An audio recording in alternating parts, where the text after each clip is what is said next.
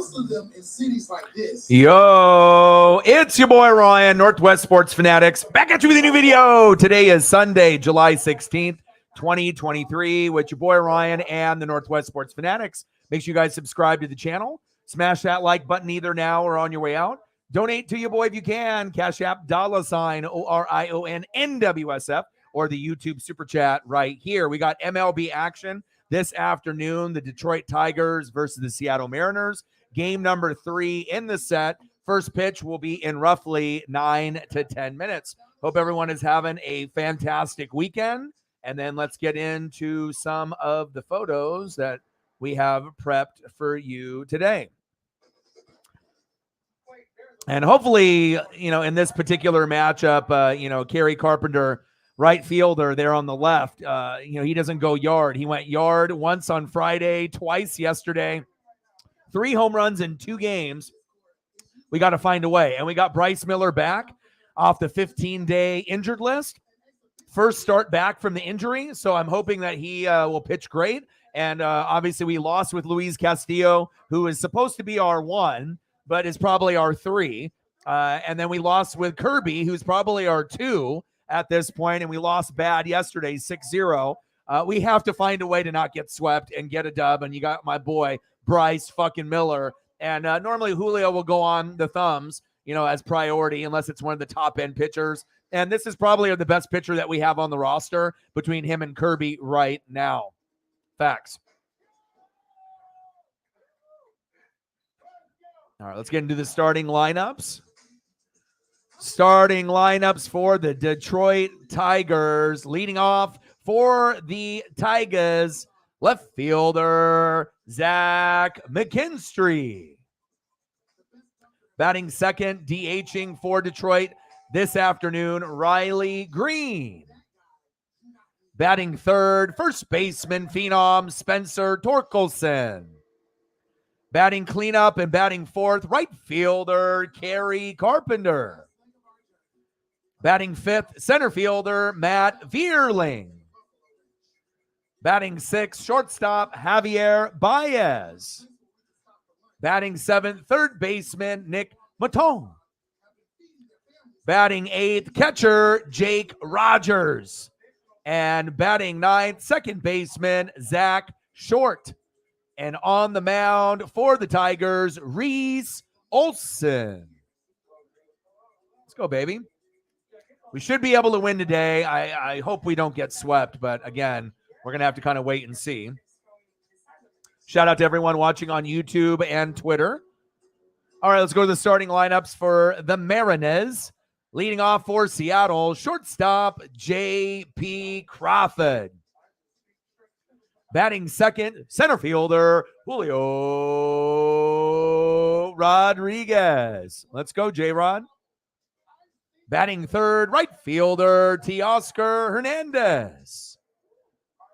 Batting cleanup and batting fourth for the Mariners, left fielder Jared Kelenic. Batting fifth, third baseman Eugenio Suarez. Batting sixth, big dumper catcher Cal Raleigh. Batting seventh, first baseman Ty France. Batting eighth, DHing for Seattle, Mike Ford. And batting ninth, second baseman Colton Wong. And on the mound for the M's, Bryce fucking Miller. Let's go, baby. I like this lineup, Scott, and this is the first time all year that we've seen Ty France, I think, in the 7-hole. So to be able to slide him down a little bit might end up paying dividends today, and I really think it will. So I think this is a really good move, and we've already lost the first 2 games. So, I mean, we're already in the ditch. We're already in the gutter. I mean, all we can do is go up from here. So hopefully we can end up getting it done. Let's go, baby. And right now I got the Sox and the Braves on. There's quite a few games on right now as well. Let's go over some of the scores, and we'll be getting started here in about 5 minutes or so. So we got NBA Summer League as well as MLB action today. All right, let's take a quick peek. And they like to have all the family together nearby. When I used to fish as a little boy, my great grandmother would be the one that would scale it and then cook it for us. So that's so awesome that she does the same thing, comes in and cooks. I'm trying to go here. Let's take a look. Bring up the full scoreboard.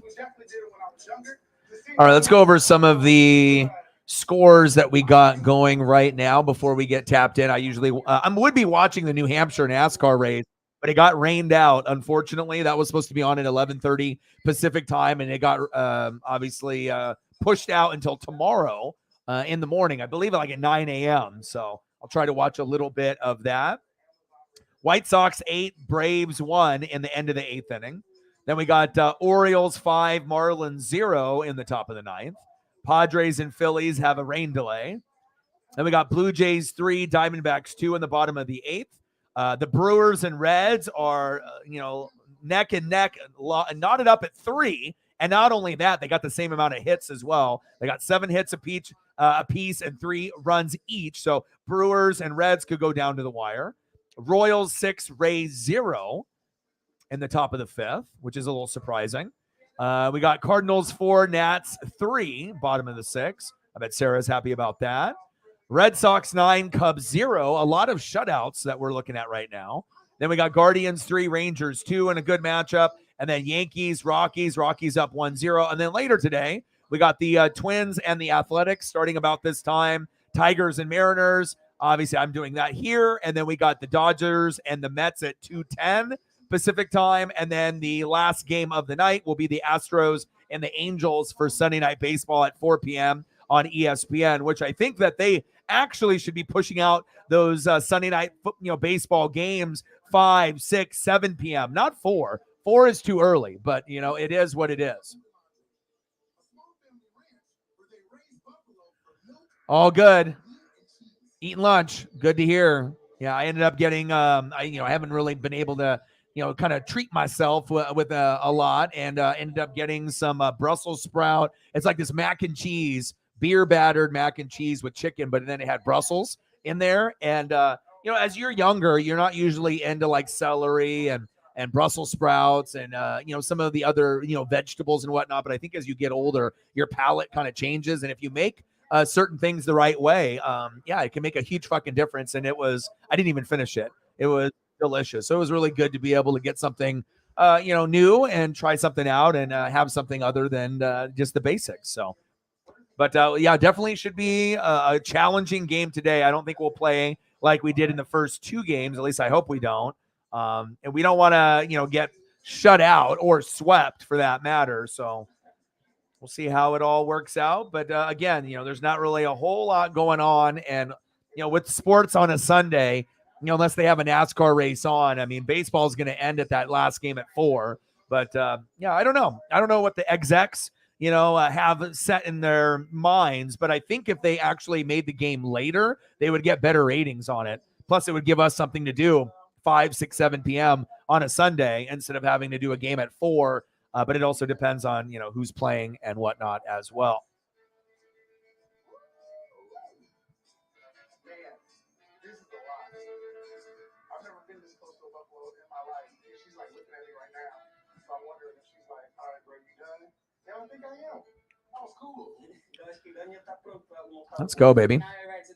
Yeah, and already went for a long walk with Paisley already. So, like I said, it's a hot day today. It's supposed to be like 95 to 100 today. So, We have to go over the bridge, cross over a pond, and then get them across the gate to where there's. let's go, Bryce. First start back. And hopefully we end up, getting this dub. We need it desperately.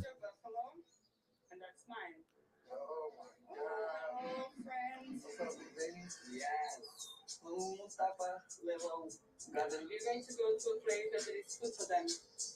Being up close with this buffalo is nerve-wracking. It's huge. It's got scary-looking horns. And look at that grumpy face. Not exactly. Leading off for the Tigers, left fielder Zach McKinstry. Daniel in the building. What's good?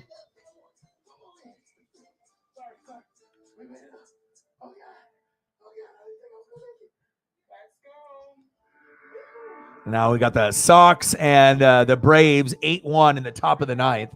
You know, it's crazy when you end up having, some of the streaming sites, they'll play a game sometimes that's on, kind of to pass the time. But the only problem is if you're going to put another game on when it's supposed to be, like Tigers, Mariners, and you got the Sox and the Braves on there, and I know the game is coming to an end, but you got to be able to, switch things over and whatnot.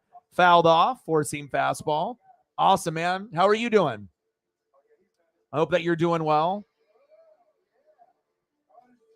And I'm just ready to get things going. But, and that's the problem, too. If you, with like a cable provider or like satellite, or if you're like streaming it on a computer, usually the signal's good. You don't have to really worry about it cutting out or have any issues. But if you're like streaming it, sometimes the link is very reliable, but sometimes the link isn't as reliable. And sometimes, it takes a little bit for it to, come on. And sometimes it just cuts out. I mean, there's been ones where, I was doing the Mariner game and the fucking stream cut out in like the, 7th inning or so. So then I got to, kind of wing it, watch MLB.com, go over the pitches and still call the game, and then wait for them to kind of get it back up and running and whatnot, which is not necessarily ideal, but I get it. Shit happens. McKinstry flies out to center field to Julio.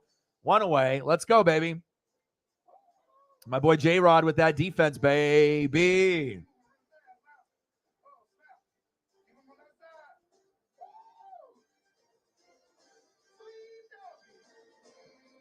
Next up, DHing for the Tigers, Riley Green. Big swinging strike on a slider, 0-1 count.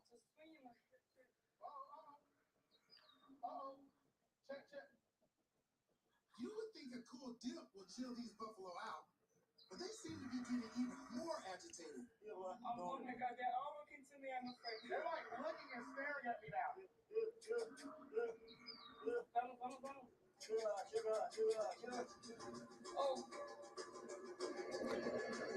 There's a ball for a four-seam fastball, 1-1 count. Another ball and a slider, 2-1 count.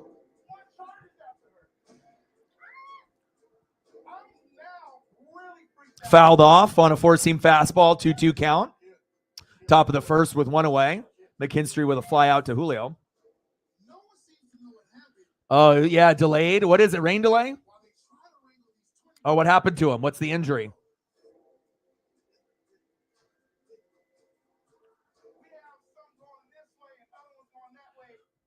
Yeah, we can't get swept.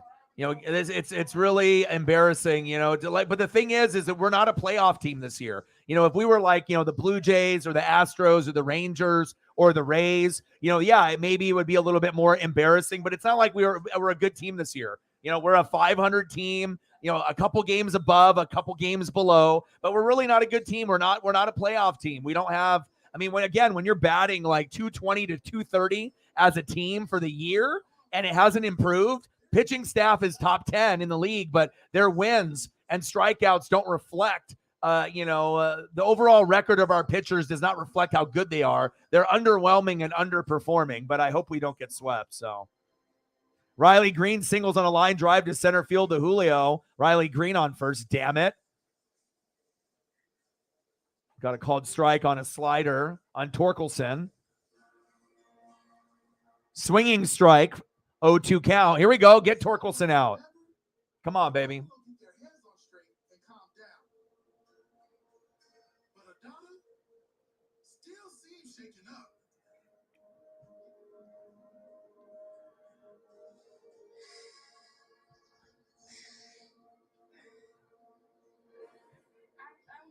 Okay. Fouled off. 0-2 count.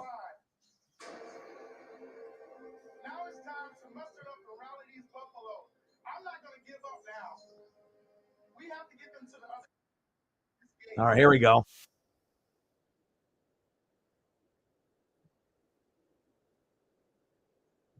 There's the 0-2 count on Torkelson. Yeah, we're going to try not to. We're going to try to get this dub. I got my boy Bryce there on the mound. Oh, he hurt his ankle? Shit. A couple days? Well, that's better than a couple weeks. All right, here we go. Top of the first, one out. Fouled back. Count still is 0-2. And again, I love watching when Bryce and Kirby pitch. I just don't like to see Kirby get fucked up like he did yesterday.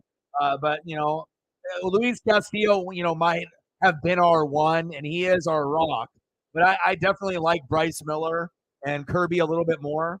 Luis is probably my third favorite on the team. I like these guys. It's like Miller and Castillo bring the heaters.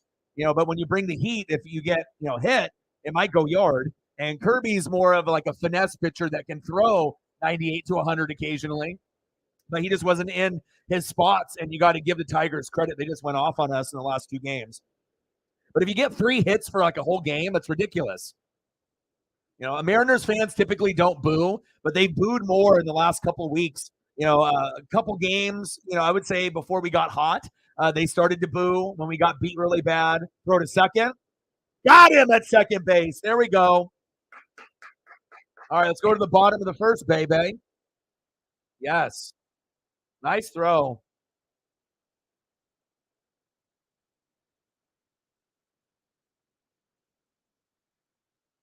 That was awesome.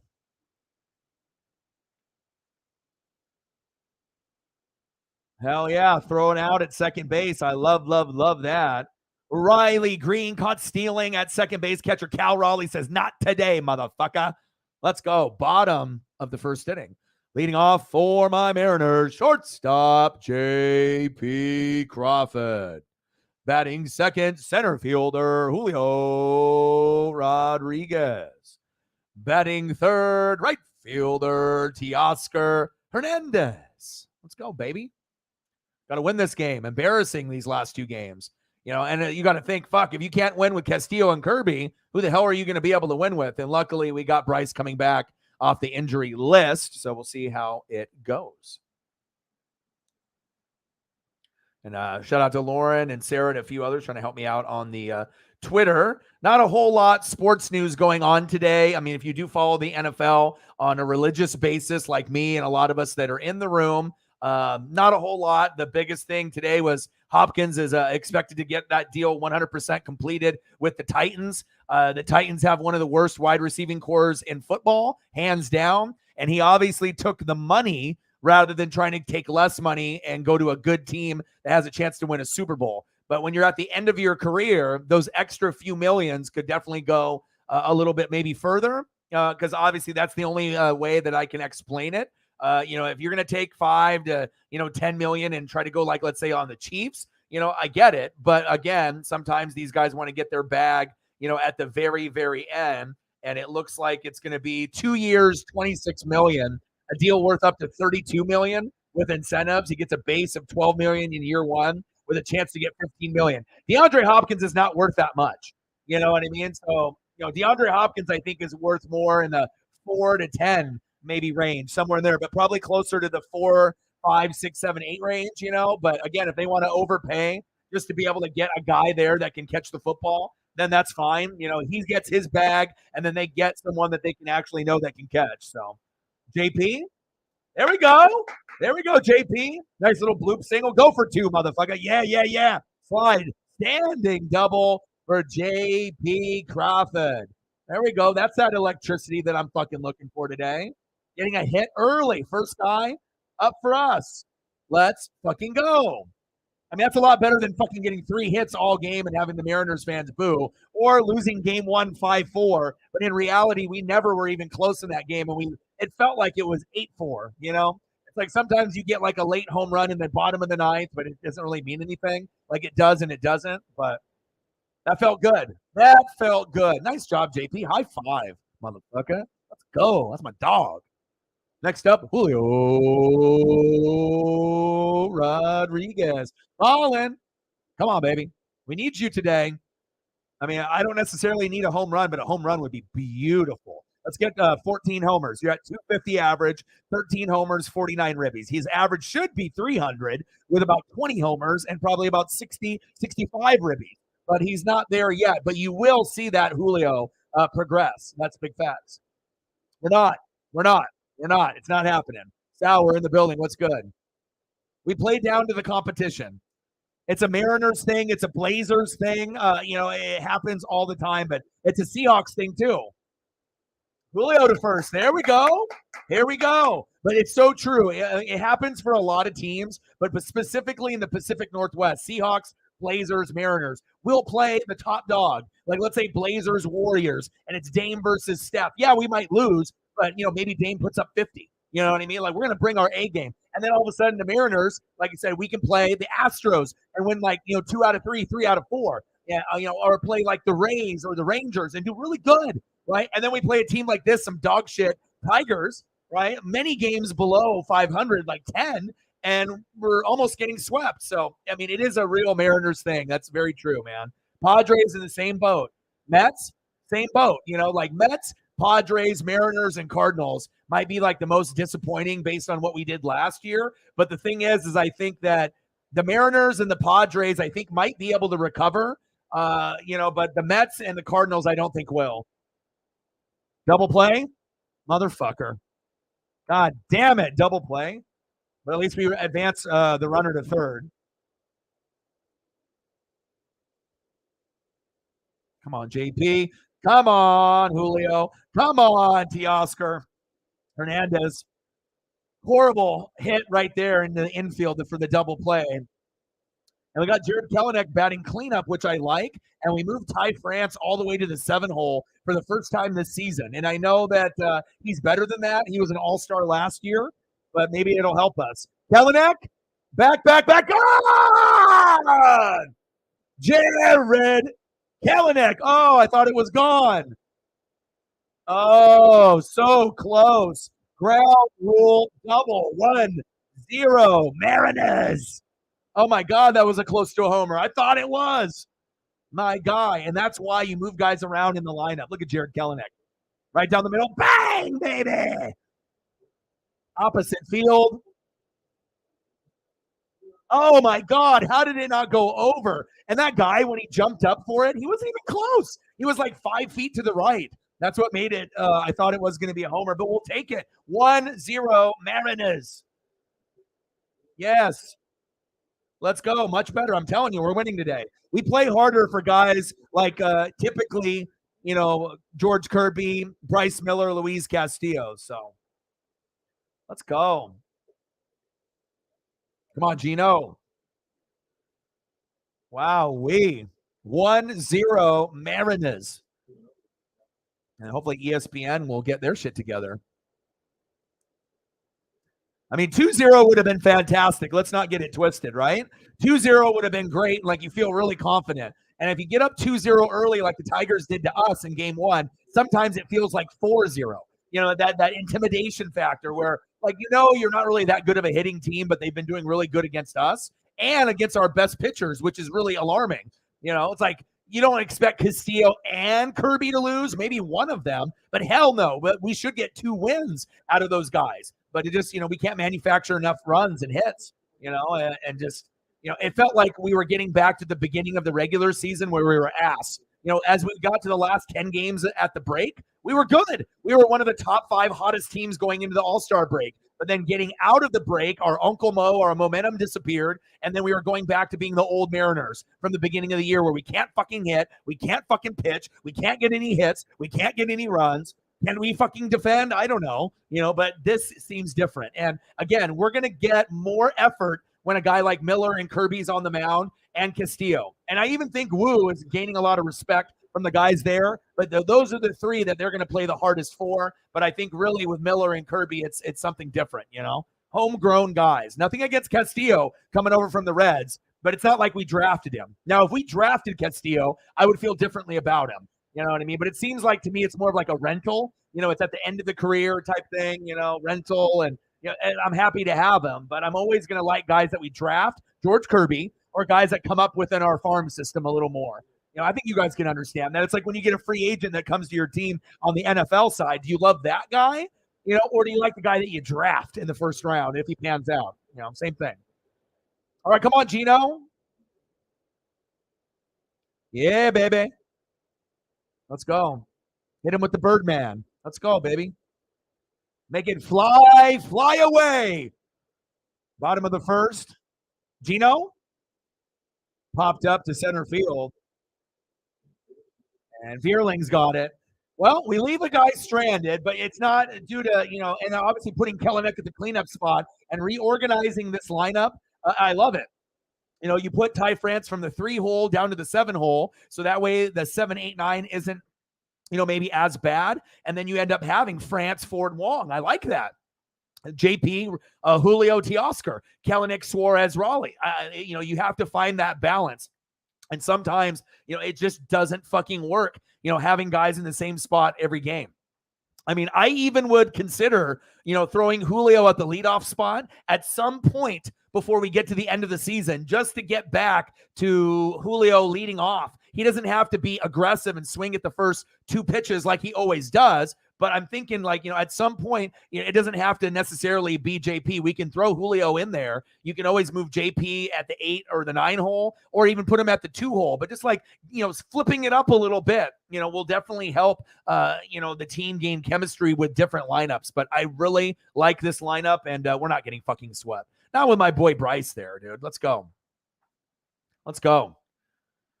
I love it. And I know you guys have been asked, as well, but, he did terrible in the first, 5 to 10 starts, and he's been fucking lightning, since then. And like I said, you're going to really need to bank on that. But you're like us. If you can get your hitting up like the Mariners, we have a chance for a wild card, a very small chance, but if we don't get the hitting up, which we haven't really proven we could do all year, then we're probably just going to miss the playoffs or be a few games behind. So, 270? That's good. Yeah, bullpen. Yeah, and do it. And like I said, you weren't really a big baseball fan, but knowing me and a few others that watch every day, and it shows how important a game is. Starting pitcher, he goes out, brand new ball game. Mid relievers can't be asked, and you have to have a good setup man in the 8th and a closer in the 9th. And if your starting pitcher can't go 6, 7 innings, you're fucked. Because a lot of times, then you got a guy coming into the 4th inning. He's not ready. He's fucked. Then he's last half an inning. Then another guy gets in. And then you're looking at the score and you're down 3-0. And you're already on your 4th pitcher in the 5th inning. I mean, it's baseball. So you got to be able to, get the most out of your guys when it's their turn. Throw to first. Ooh. There we go.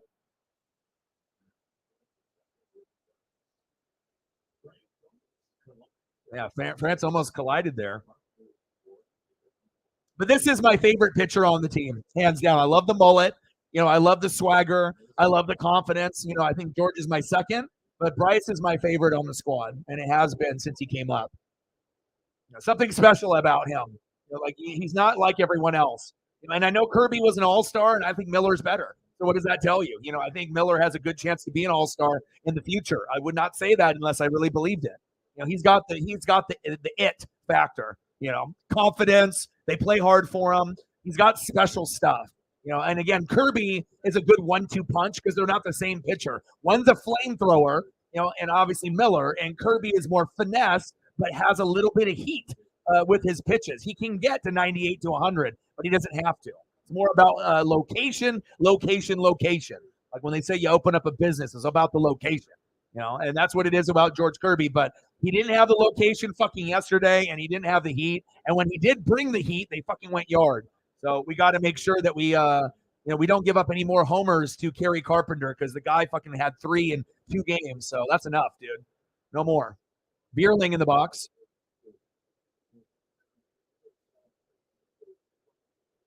Popped up. Get that. There we go. 1 away.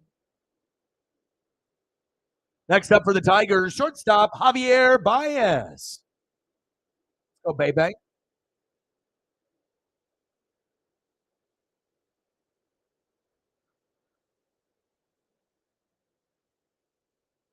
Yeah, and it shows you hitting is everything too. That sucks.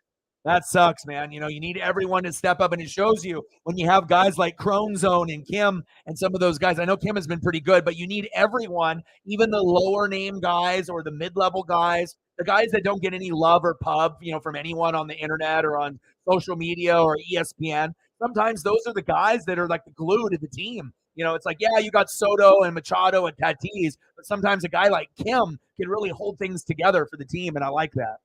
Hopefully you guys have a little bit more success. Baez, right to Julio, 2 away. Good defense, Julio. That's my guy right there, baby. So much potential. I mean, there's not many guys that you could say that in the future could be considered a top 5 player overall, and you're looking at one right there, but he's got a long ways to go. Probably a top 15, 20 player right now. I don't know if I would consider Julio a top 10 player today. I don't think I would, but I mean, there's potential to get better. And him being patient in the box will get him there. Like I said, we know you got home run power, but it's just about being able to get on base consistently, even if it's not a homer, just being able to produce for your team. His defense is immaculate. It's 10 out of 10. He can rob home runs. He's great out there like Griffey was in center field. He's a Griffey 2.0. He's really good at stealing bags. He's like a little baby Ricky Henderson. He can do that too. Now it's just about getting more hits, more runs, more walks, less strikeouts, and it is raising up your ribbies, your home runs, and your batting average, and bringing up morale. Because like when you see Julio, you don't feel the same vibe as last year where it's like you rookie of the year, and he's like one of the top new things. This year, it's like Julio's out there, but he doesn't have the same intimidation factor as last year, where like you never knew what was going to happen with him. And then this year, it's like you kind of know beforehand like how he's going to work the at bat. And the pitchers have fucking taken advantage of him this season. But hopefully he can do a little bit more work, and we can end up, calling him a top 10 player, no doubt, out of anyone in the baseball circles. And eventually he can get up there with like Shohei and Judge, but he's just not there. But he's got potential to get there, and that's special for us. Pitches low, 1-2 count for Miller. Matone in the box. Well, Machado is your best because he's a Hall of Famer, but I would say Kim is your second best based on the Padre games that I've watched. I try to keep up on all the teams of all the GOATs, any of the mods. Like I really try to keep up with not only my stuff, but your guys' favorite players and teams too.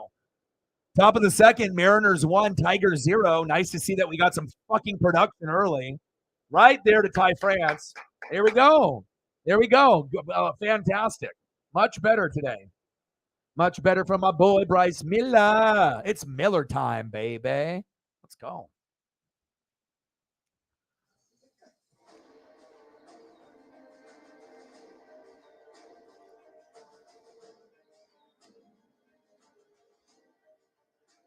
Next up for the Mariners in the bottom of the second inning, big dumper catcher Cal Raleigh. Batting second this inning, first baseman Ty France. First time in the 7-hole, I believe, all year. And batting third, our stud DH. No, you can't have him. Mike Ford. Let's go. It only took us 60 games to figure it out.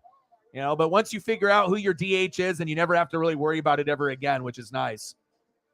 Yeah. It's my cousin, bro. Asians, we stick together. The Asian sensations, you feel me? Dude, that is awesome. Hey, sometimes if you talk good, in the universe, I swear, man, like, I don't know what it is about the sports gods or the Matrix, but there's a lot of times where we will say something and then like 30 seconds later it happens. Like, let's be honest, Elliot. You can go to baseball games and a lot of people can go, but just the simple fact that I went to like 3 games and I was able to get a Julio rookie ball and an Aaron Judge ball and that 62 home run. I mean, who does that? Even to be able to call it out before it happens and then to actually make it happen. I mean, like literally, what are the chances of that? Like 1 in a billion? I don't know, man. But all I know is I try to be a good person, and the sports gods love your boy. We talk about something, and then sometimes we get surprised like that. That's awesome, dude. Hell yeah. 1-0 Padres. You should watch Elliot Never Say Never with Jeff Jenkins. It's on Hulu. And it's a really cool show. It's kind of like an adventure show. I think you would like it. And you also need to watch The Bear, bro.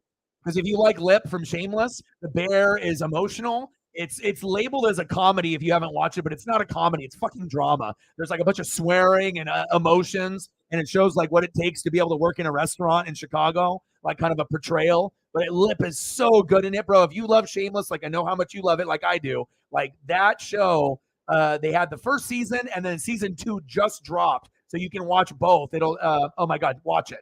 It's like it's like life in the restaurant world. So Lip's character, ends up, being like he's got a brother who's like in the business, right? And the brother doesn't want him to work in the business, so he goes off to like France and becomes like one of those like 5-star, chefs at the best restaurants in the world, right? And then the brother dies, right? And then he comes back to this, kind of restaurant to kind of keep it afloat, and it shows you. He's trying to implement some of the skills that he learned, and then you get these people that are like, I don't want to change, and then but you get really good character development out of everyone, as the the dishwasher and the chefs and the other people in there. I mean, it's really, really good. Yeah, and it just dropped, bro. You seen The Bear? Do you like it? I love it, dude. I fucking love it. And like I said, it's super emotional. I mean, like I said, to see the development of the characters like Richie, to be such a fucking dickhead and an asshole, but then to see how much he loves his daughter and his family, cousin, and it's cool to be able to see people change. You know what I mean? Like to be, to be like an asshole, and then to be able to like understand that that's not the way to approach things. You know what I mean? It's awesome, man. I love it. Bottom of the second, 1-0. Marinez, Ty France, big swing and a miss, 1-2 count.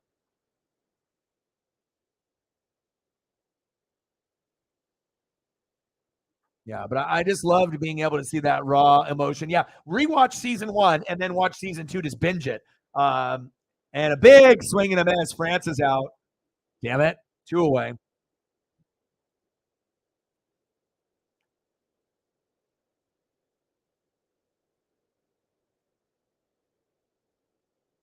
What's good, bro? We got this game today. You guys already got 2. This one is ours. We got Bryce pitching. We can't afford to get swept by you guys. This is our game. Next up, DHing for Seattle, Mike Ford. The Bambino, 276 average, 9 homers, 18 ribbies, and limited action. Let's go, Mike. We can always count on Mike for a bottom of the 9th homer or a late homer in the 8th and 9th. And at one point, a couple of games back, he was actually our top hitter on the squad as a DH. So.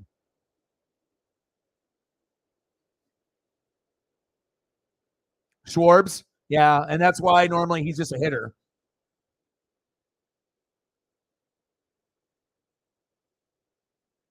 Yeah, we'll have to see what Reese Olson will do for you.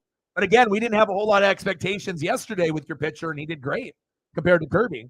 Big swing and a miss. Got him. What a pitch there by Reese. 1-0 Mariners. But it should have been 2-0 if that homer was just a little bit higher for Jared Kelenic, but it is what it is. Not just 2 errors, laughable errors. Uh-oh, that's not good. And shout out to Cyberpunk last night, with the 5 bills, with the 5 hundo dono. We usually will get some big donos from time to time. Sometimes the streams, we will get half of the goal or a third of the goal or a quarter of the goal. Sometimes it ends up being a little low, you know what I mean? But you can already, as long as you keep grinding it out, eventually that you'll, have good days where people will come through and take care of you. And I was able to pay my cell, get some food, take Paisley to get her nails trimmed and dremeled and wash her. Just to get everything situated. I ended up getting Sarah, some money so that way she could get herself a wrestling shirt or some Colts merch. So it's just always good to be able to, get appreciated like that when things have been a little bit tough. And I mean, hell, let's think about it. It doesn't matter who you are. $500 donos on any fucking channel on planet Earth, Twitch or YouTube. That's not normal. That's not common. That's above and beyond. It's more than just like, oh, I'm rich or I have a really good job. I mean, even people that are rich or have good jobs typically are not that generous. They're going to keep their money for themselves. So shout out to Cyber for doing that. That definitely helped. And hopefully we can end up, I already know this is an early start. You have a better chance of getting people when it's like in the evening. I get that. But again, there's nothing else to do today besides this game. So NASCAR got canceled with New Hampshire with the rain and the storms. So, and then the last game of the night is at 4 Pacific time with the Astros and Angels. And I would rather do this game than do that. So here we are.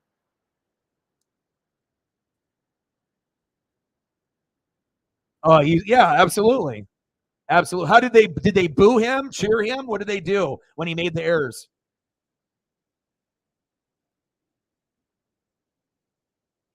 Yeah. Well, your team just like I know my team, and you kind of have a feeling like in game 1 when you guys started off hot with Castillo, I already knew we were going to lose. I was actually surprised we even got to 5-4 because as you were watching the game, it didn't feel like 5-4. It felt like 10-4, 8-4. Sometimes when you get runs early, 2-0 leads feel like 4-0 leads when you can't hit, and when you can't hit, it magnifies everything. Now, if you can hit, 2-0 ain't shit. You're like, fuck it. You guys got 2, fuck it. We'll get to the next inning or in the next 2 innings. But when you can't, you're like, fuck, I got 7 innings to get 2 runs, and I don't even know if we can do it. And that's kind of the vibe that I think you're in too. It's like we know our teams pretty well, when we're going to win. And of course, we can get surprised, and they can get a rally in the 6th, 7th, 8th inning and score a few runs. I mean, hell, we're not going to be correct on everything. But, I mean, when you watch a team for as long as probably us, then, you kind of know. We'll get surprised every once in a while. History tends to repeat itself. But, obviously records are meant to be broken, but a lot of times you see this, repetition in the patterns as well. So.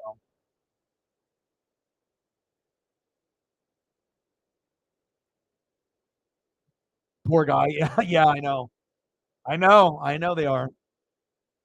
Well, like I said, if the Bears were fucking, worth a damn, then probably they wouldn't be so fucking depressed all the time with some of the other teams that they got, I mean, they got the first pick in the draft with the Blackhawks, so at least they have a future there with a phenom on the hockey side. Bulls are usually average to above average, but not like championship contender. And then the Bears are the worst in the division. But, I mean, if they can build around Fields and get a defense, maybe they could end up getting second or third in the division one day, but it just doesn't seem like it's going to be anytime soon. Pitches high, 1-2 count, top of the third. 1-0 Mariners. Oh, you're good, man. You're good. Chief O'Chief back in the building. Dude, back-to-back days. It's a miracle. I know you're busy a lot, too. I just finished up with the Never Say Never with the Jeff Jenkins I was telling you about. I think there's 8 to 10 episodes. It's really uplifting, though, man. Like, if you need just something new to watch, a new show, and you love to be able to see nature and just all over the world and, just have a cool host. Like I said, him being an overweight brother and being so courageous to be able to do shit that, he says there's no one really like him on TV that's, doing the kind of traveling. And he's fucking right, man. And I thought it was so cool to see him challenge himself because he knows he's like, I'm fat, I'm big. I know I'm big, but I still want to be able to live my life. And he wants to, he said, if you're not out, once you get out of your comfort zone, that's when you start living life. And, like I said last night, that's so true, man. Hope you're doing really, really well. Appreciate you with the donos yesterday. And obviously today, $5 holla. Bang, bang, bang, boom, boom, boom. Bang, bang. Let me know what you want to see for photos. You want some cheap photos. Let me know who you want to see. If you want some Jamal Charles or, you want some linebacker photos, if you want some Nick Bolton or Derek Thomas, let me know, and I got you. But I was able to, get Paisley's nails trimmed and dremeled, and I washed her at the dog grooming location, and was able to actually get some food that wasn't top ramen, which was great. McKinstry popped up all the way to the wall. Stand up double for McKinstry. But it just felt good to be able to, I got Sarah, some money to go get her some merch. Things have been just so tough. Like I try to be able to take care of the people that take care of me. But again, it's like I got to be able to fucking live and eat and fucking survive at some point or another. But thank you so much, man. Every dollar counts. And like I said, just even being able to, put Paisley first and take care of her, it made me feel really good. And obviously I posted on Instagram and Twitter. You can see how happy she was. So. Gang, gang, gang, baby. Yeah, it's worth it, bro. You'll love it. You'll fucking love it. And I think you'll actually like him a lot too. It's like certain people that you can see, on the internet or on TV, like you just get like a vibe or an aura if the person is a genuine good person, or if they're shady. There's like 2 types of people. Are they shady or are they like genuine and like a good person? You can feel the aura or the vibe when you watch people, on the internet like this or, on TV. And the guy's got a really good soul, man. And super adventurous. And he's been a lot of places. I think they said he's been to 48 states out of 50. And he doesn't even look like he's that old. He looks like he's in his, 20s or 30s. So late 20s, early 30s, and then he's been to 48 states in the United States out of 50. I don't know if that means like not Hawaii or Alaska or just 2 other random ones, like, whatever they may be. And then I think they said that he's been to like 40 countries. Like, dude, the guy's a boss, man. The guy goes everywhere. And the cool thing about him too is he loves culture. You know what I mean? He loves learning, and he'll, try food and, climb, fucking rock faces. And the guy's a big dude. If you're 300-400 pounds, there's a lot of things with like rafting and stuff where you might feel uncomfortable, or you're going to like fall out, or you're going to, get injured or whatever, And like I said, I haven't seen too many uplifting programs, but I always watch everything on Nat Geo, History, Discovery, Vice, on a few other programs. And that one is a winner, man. That one is really, really good. I think you'll really enjoy it.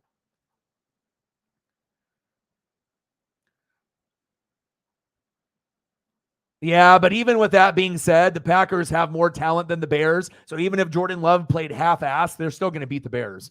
It's not very likely the Bears are going to beat anybody in that division. Like I said, with the Lions and the Vikings, at the top, maybe Vikings, and then hopefully the Lions can get second place over the Packers. Otherwise, it'll go Vikings, Packers, Lions. But I would really love to see the Lions win the division this year, to be very honest, or get second place. But I just don't know if they're there yet, but they're getting close. Yeah, the Crone Zone.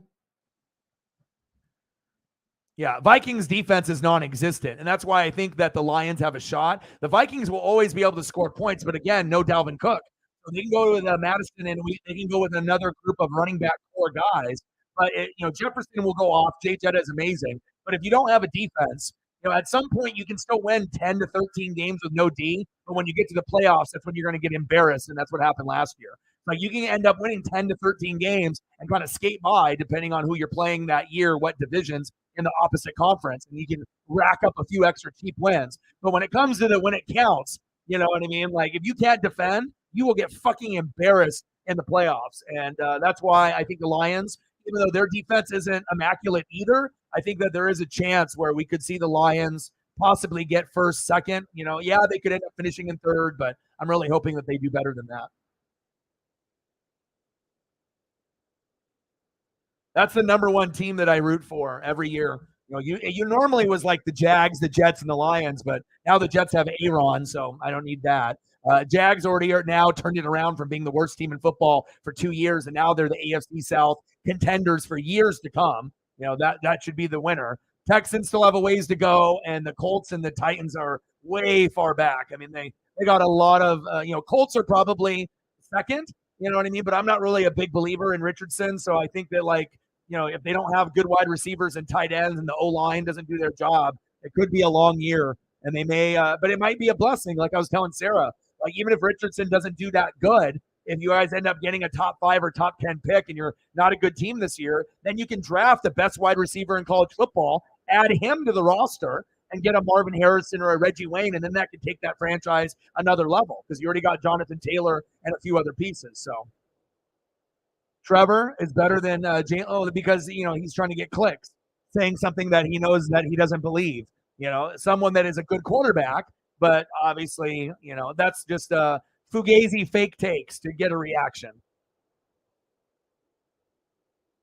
Got him at first, 2 away. Damn it, Julio. Yeah, but that's why I can't watch sports talk. It's one thing if you really believe it. But when you're just doing it to get ratings and get clicks and to get people to argue with you, you can bring up all the stats that you want. But no one on planet Earth thinks that.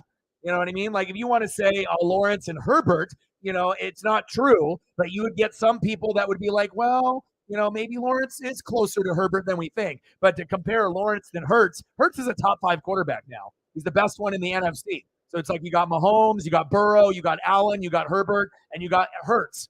At probably number 5.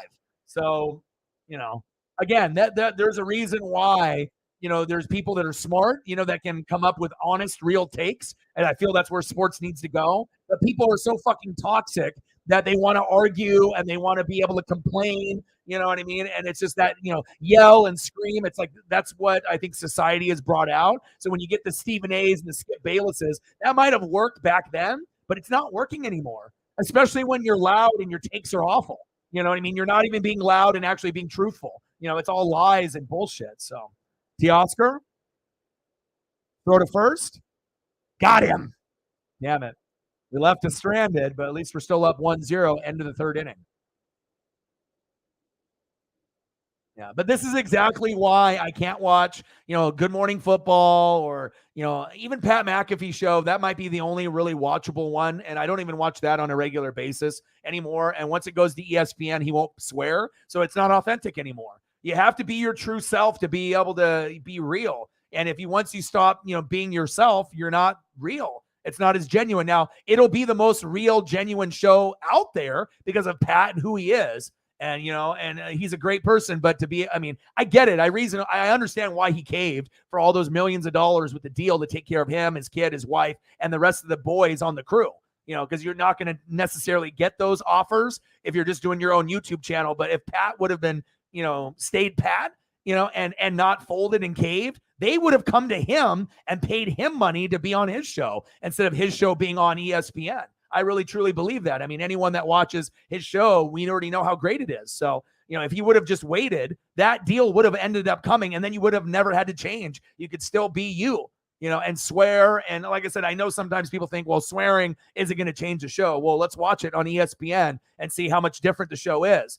It's like RVD and ECW doing Van Daminators and Van Terminators, and then RVD comes into WWF and it's a shell of himself. It's not the same. Yes, it's RVD, the whole fucking show, but it's not the same RVD that we fell in love with. That's a great example. It's a watered down version of a great product. And I don't know anyone on planet Earth that wants to watch a watered down product, but Pat is worth watching. And all the other shows, Skip and Shannon is busted, Good Morning Football, No Nader K, garbage.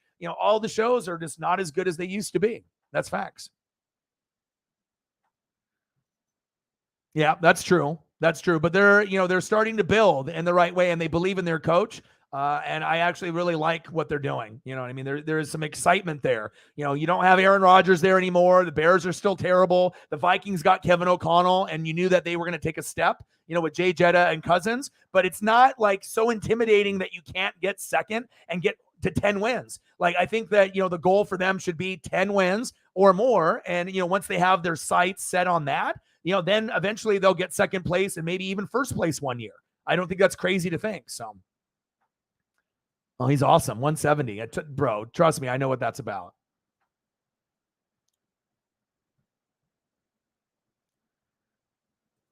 Yeah. And that's why you get these guys that are delusional. Just because you get paid $5 to $10 million a year on a network, like if you actually didn't get paid and you ended up having a YouTube channel, right? And then, do you really think that people would watch you like they watch you on those programs? Like, they're going to go out of their way to watch the Stephen A. Smith show podcast on YouTube? Hell no. No one's watching that. And if you are, what are you doing with your life? You're wasting it.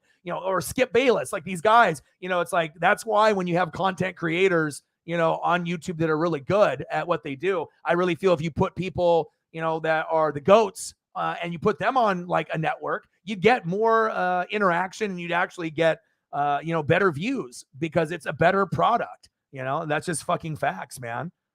People aren't going to go out of their way to watch Stephen A. Smith's show if he wasn't like, on ESPN. You really think people are going to go out of their way? And like, out of everyone on planet Earth, yeah, I'm going to watch Stephen A. Smith on YouTube. Said no one ever. So, sometimes people think that they're so big, but a lot of it is the network that you're on. You know what I mean? And a lot of times people are toxic and they like to see arguing and dumb takes, and they just sit there and they get engaged because they get baited, because they think that the guy is what he's saying is true, but it's all from the producers. So it's like, once you can realize that everything is bullshit, then you don't watch, because it's a waste of time. It's not real. I mean, if you're going to have a debate, let it be real, like a JJ Redick debate where it's real, where he'll call it right down the middle like I do. You know what I mean? He doesn't have to sugarcoat shit. And that's what really gets you the respect. That's facts. Ooh, turkey meal. We got a $5 from Chief Will Chief to get us going. So that was always good.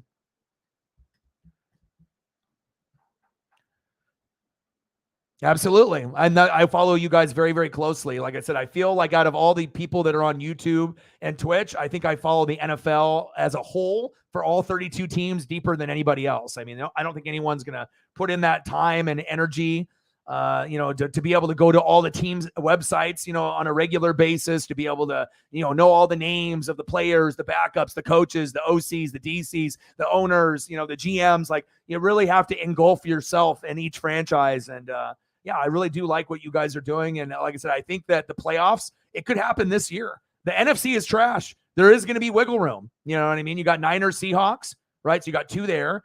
Vikings and 1 other team, Green Bay or the Lions. Saints, nobody else. And then Eagles and Cowboys, or Eagles and Giants, or Eagles, Cowboys, and Giants. You'll have those. And hell, maybe even Washington, ends up surprising. You never really know, but there's not a lot of, amazing teams there. I mean, the teams that probably are the most intimidating are probably the Eagles and the Niners. And then everyone else is on a tier below them. But I do think the Saints will be up there with the Eagles and the Niners based on how good they are. They're going to have a resurgence this year. $5. Let's get to a hundo. Bang, bang, bang, boom, boom, boom. Bang, bang. 95 to go. Let's go.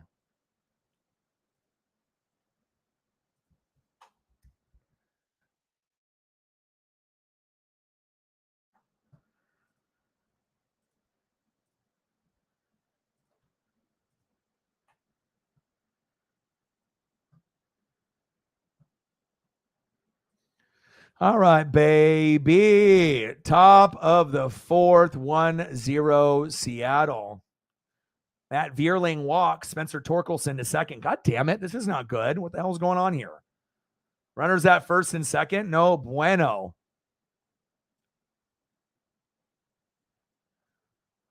Oh, no. We got 1 out, too. We got to make sure we hold strong here.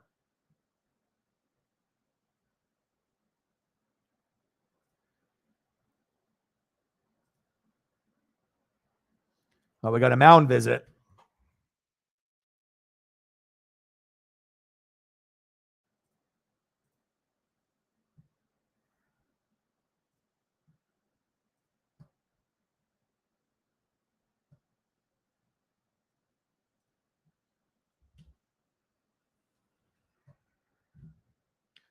Yeah, it means a lot. And it's cool to be able to see people in here on like back-to-back days. Sometimes we'll have people that will come in and then we won't see them for a minute. Everyone's busy. They got their own shit that they're, doing and whatnot. So it's always good to be able to get people kind of come through on a regular basis. So even if it's just stopping by, it means a lot. So 4-seam fastball there by Bryce. 0-1 count. Love that. Second pitch is a ball in the dirt on a changeup. 1-1 count. Come on, baby. Let's go, Bryce. We got to hang on, man. We already lost 2 games. We need this. It's Miller time, baby. You hear me, Scott? It's Miller time. Let's go. Sarah with a 5. Appreciate you. Thank you so much. Bang, bang, bang. Boom, boom, boom. Bang, bang. Appreciate you. $5 holla. Let me know what you want to see for a photo, and I got you. And I'm not sure if Chief is still in the building now as well, or if he dipped. But if you are still in the building, let me know what you want to see for a Chief photo, and I got you. I know some people don't really give a shit about the the photos, but I like to be able to do it because I want to show gratitude. And hell, if you can get a HD or 4K photo of something really cool that normally you don't look at, why not? You could be able to show off like who you think is cool or what your brand is, right? Swinging strike on a 4-seam fastball, 1-2 count. Javier Baez lines out to the right fielder to Teoscar Hernandez. 2 away.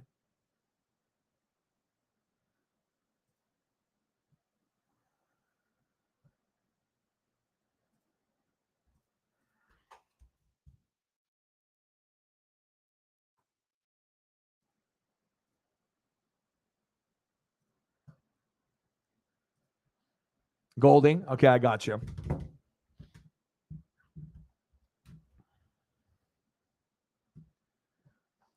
Top of the 4th, 1-0 Seattle. All right, let me get you some Golding. Some Paul Goldschmidt. Ball in the dirt, 1-0 count. Come on, baby. You want me to put up some Blake Snell? I mean, we got to put up some Padre representation, especially you love them, as much as you do. You let me know. Let me know what player you want. You want some Blake Snell? You can do some Blake Snell. Got to throw up some representation for y'all. All right, first let's get some Chief photos up here for Chief will Chief, regardless if he's in the room or not. Let's at least hit him with something here.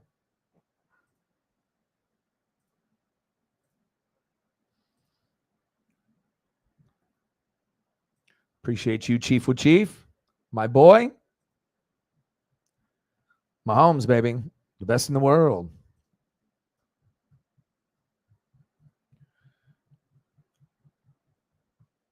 Let me hit you with a Kelsey too, and then we'll go to the next few photos. 1-1 count. Maton pops out to third baseman Suarez in foul territory. 3 outs. Let's go. Let's go to the bottom of the 4th. Good shit.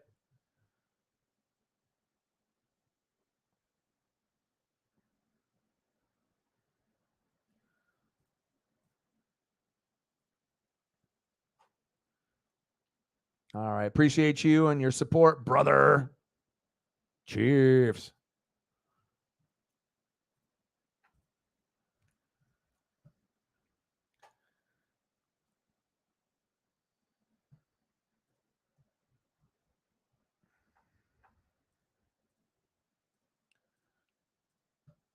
All right, let's go through. Get you a Goldie.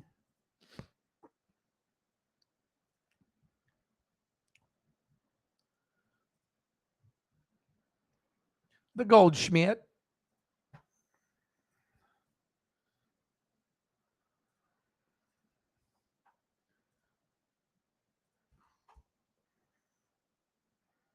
Going to the bottom of the 4th.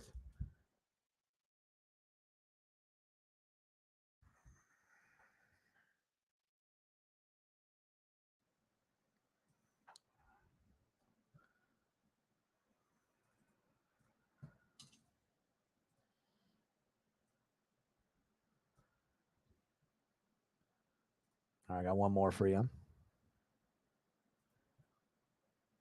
One mo.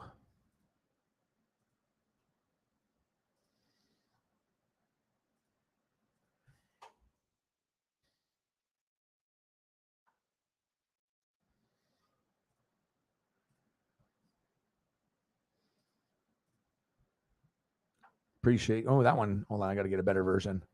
That one didn't come out the correct way. Here we go. Better one.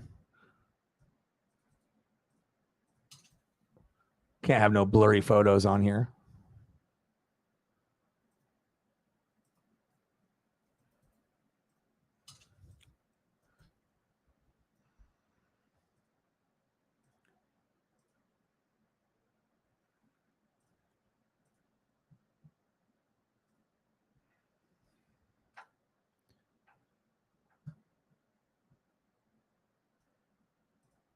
Appreciate you. Jared Kelenic in the box. 0-2 count. Fouled off. Come on, baby. Slider. Low. Almost in the dirt. 1-2 count. Come on, baby. Let's go, Jared.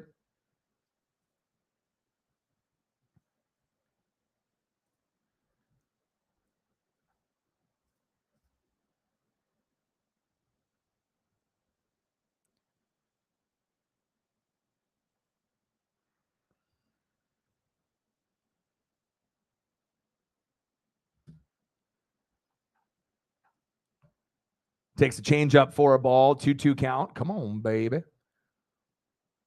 Ah, 4-seam fastball. Struck him at. Damn it. Next up, Eugenio Suarez. Let's go, Gino.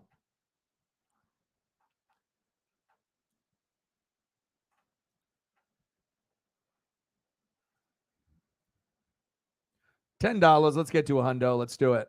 Let me throw up a Blake Snell up here real quick for Elliot too.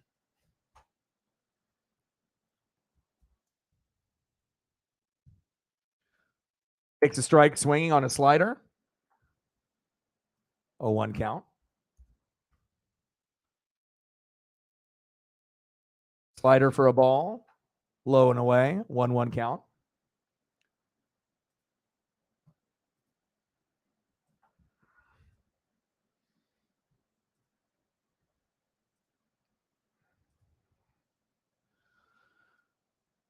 Pitch is low. 2-1 count. Come on, baby. Come on, Gino. Appreciate you, brother. Even hit you with the SD in the corner, baby. Fouled off. 2-2 count.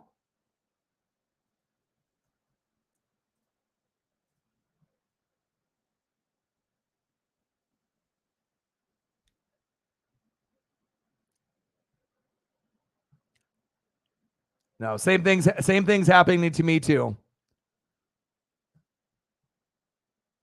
Yeah, because like I said, with some of the streaming things, it's like if you have it through like a cable, or a satellite, obviously you'll still have some issues with those once in a while. But if you're through the streaming, sometimes links die. Sometimes it takes a while for them to get it booted back up. So like I said, normally I'll have a cable provider or a satellite provider, and I never have any issues. But since I'm in the process of the move and everything. Suarez lines out to shortstop Javier Baez, 2 outs. I've had some of the streams within the last 3 weeks cut out on me in like the 6th inning and the 7th inning. So, sometimes I have to, wing it, until they get the stream to pop back up. And then sometimes the stream doesn't come back. It's like, okay, well, if the stream cuts out in the 7th, it'd be really awesome if you tried to put it back up so we could watch like the last 2 innings, but there has been a stream or two where it's died in the 6th and 7th inning and it never came back. So, but hopefully they're working on it and then they can get it to come back up. So.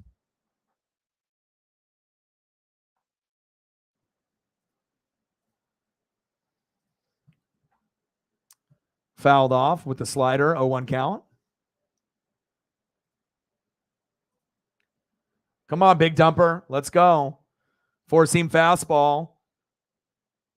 High and away, 1-1 count. Come on, big dumper. Let's go. Come on, baby. We need you. 4-seam fastball, low and away. 2-1 count. Let's go, Cal.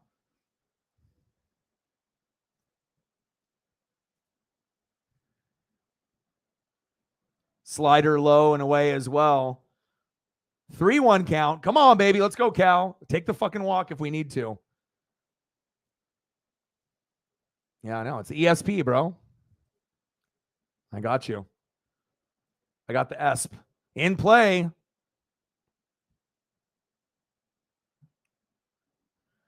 Yeah, baby. Cal homers on a fly ball to right center field. Bye, up and away. 2-0 Mariners. Yes, sir. Ha. Let's go. Let's fucking go, baby. Yes. 2-0 Mariners. That's my boy, Cal. There we go. We needed that. That's my boy, big dumper. Nice job. Fuck yeah. Yes.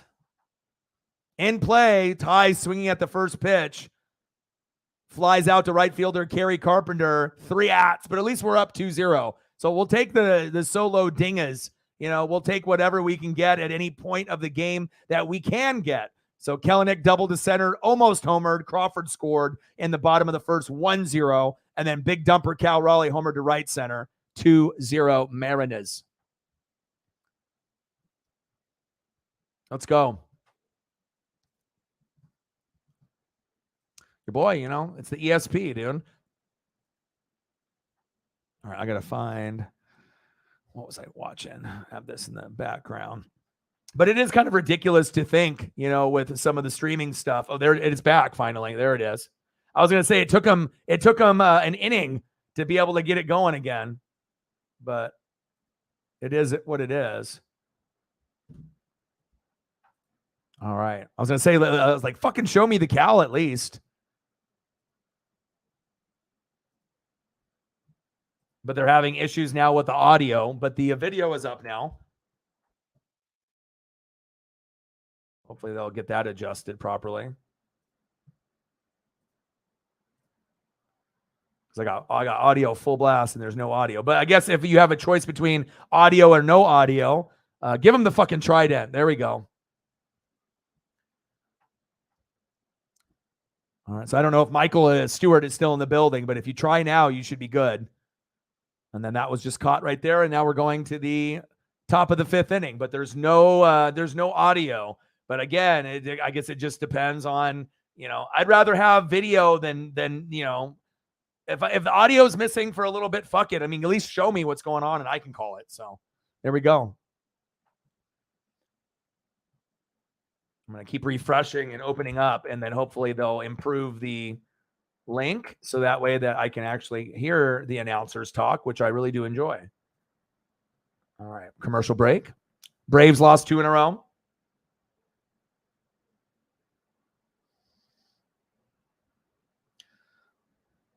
Let's go. Well, I'm glad they got that fixed and they just didn't give up on it.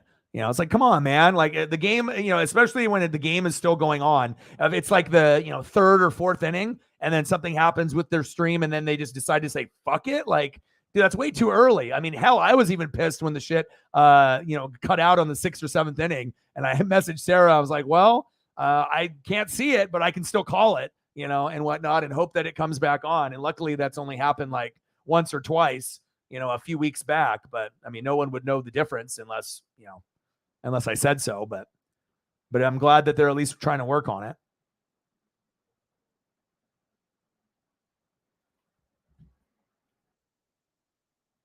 Here it is. Perfect. See, sometimes you just got to fuck with it a little bit. All right. Yeah, I was really wanting to watch that race. All right, we're in the top of the 5th. They got the audio fixed. They got the video fixed. Everything's good now. Jake Rogers in the box. I was like, don't do this to me when fucking Bryce is pitching. It's one thing if it's like Logan Gilbert pitching or some other fucking guy, but don't do it when it's like my favorite guy pitching and I can't watch. Like, you're killing me. Big swing and a miss. And unfortunately, with Root Sports, it's like they only have an exclusive deal with a couple companies. So unless you have a couple companies, you can't watch the Root Sports unless you have like, Comcast, and you're paying a cable bill if you have them in your area. So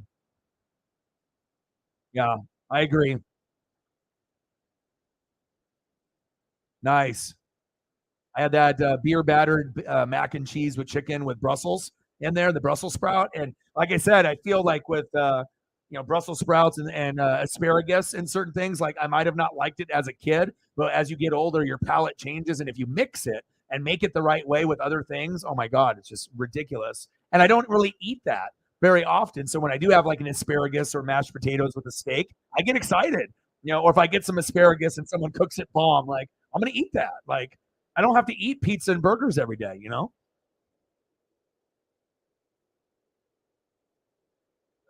Yeah, and I know a lot of times they were having issues with the Mariner stream specifically.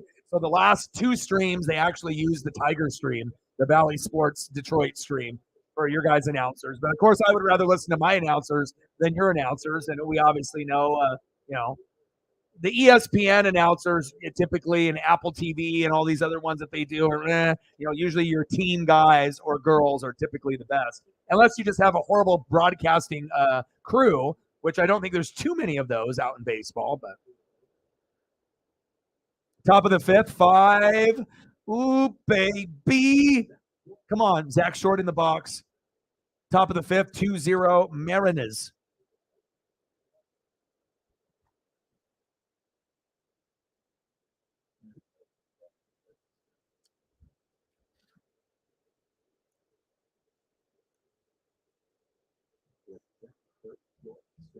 Zach Short, 210 average, 4 homers, 18 ribbies. But it just feels, if Bryce is in control and, we already lost with Castillo and Kirby, we're not losing 3 games in a row. But the only way we would lose this matchup if Miller wasn't healthy and we rushed him back too early, but he obviously looks 100% fine. And it's not like he's going to get 10 Ks today, but it's all right. 3 Ks and a lot of easy outs. We'll take that. France, 1 away. Good defense, Ty.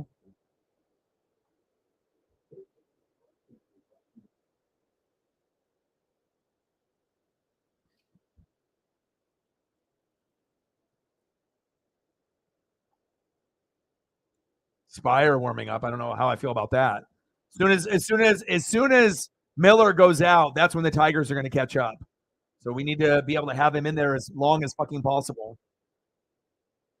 But also, we don't want to have him get re-aggravated with the injury. So I assume that after this inning, maybe he'll go one more, or we'll see, or maybe he'll be done after 5. I don't know. I would assume he'll go 6 or 7. I mean, he should, but again, you don't want to re-aggravate.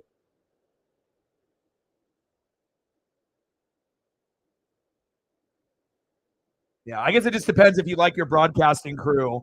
I like Dave Sims a lot and Dan Wilson, the former Mariner catcher. That's like the best for us. Warning track. Julio, 2 away.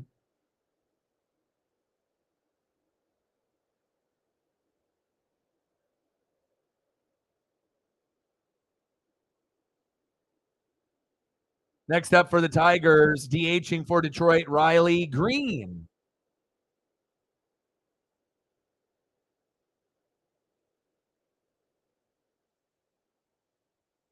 Let's go, Bryce. Let's not fuck around. Get it, baby.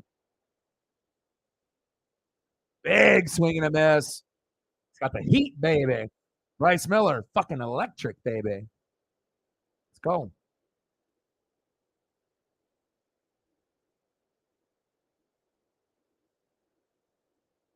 Top of the 5th, 2-0 Seattle. But it's, 2 is not enough to win a game. Big swing and a miss, a big rip by Riley Green, 0-2 count. I mean, now if I knew that Bryce Miller was going to pitch into the 7th inning, yeah, then 2-0 might be enough. But if he's going out soon, I mean, a lot can fucking change. And I don't know if I like Gabe Spire that much. Like, he's usually more of a fuck up than like someone that I have confidence in. Him, Saucedo, like a lot of those guys, Brash, I think I like it because it went Brash, Topa, Munoz, Seawald. But now they are sprinkling in some of these other mid-reliever guys, and a lot of them are average or booty. So Bogarts homer. Yeah, there we go. Give you some good luck, bro. The Red Wings. No, the figures, yeah. Lots of passion and energy. And have those two guys been doing the Red Wings for a long time? Throw to first. Colton Wong to Ty France. Got him. There we go. 5 scoreless for Bryce Miller, baby. That's what happens when you put him on the thumb. I was like, should I put Julio on the thumb? No. We'll put in Bryce, baby. Nice job. Let's look at Bryce's stat line. It's not too crazy. 5 innings pitched, 5 hits, no earned runs, 1 walk, 3 Ks. 70 pitches in, so maybe 1 more inning. 1 more for Bryce. Let's go.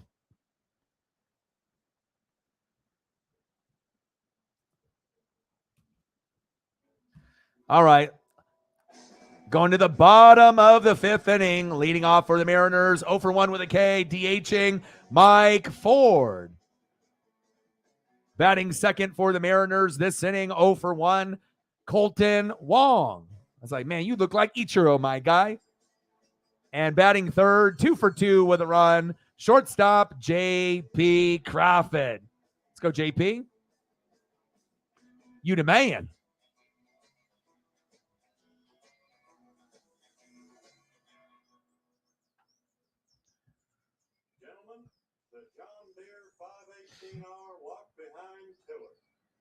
See, I like this. You're educating me. I always like to be able to learn something new from another fan base, regardless if it's announcers, GM, ownership, just things that you would only know because you live there. Oh, okay. MSU Detroit fan, how old are you? Because it seems like you have quite a bit of knowledge, unless you're like a younger individual with like maybe an older soul. I mean, I have always felt I've had kind of a little bit of an older soul, and I know I don't look my age, but like I said, I really do have a strong appreciation for vintage things and the past, especially with sports. I really like the old school 50s, 60s, 70s, 80s, 90s.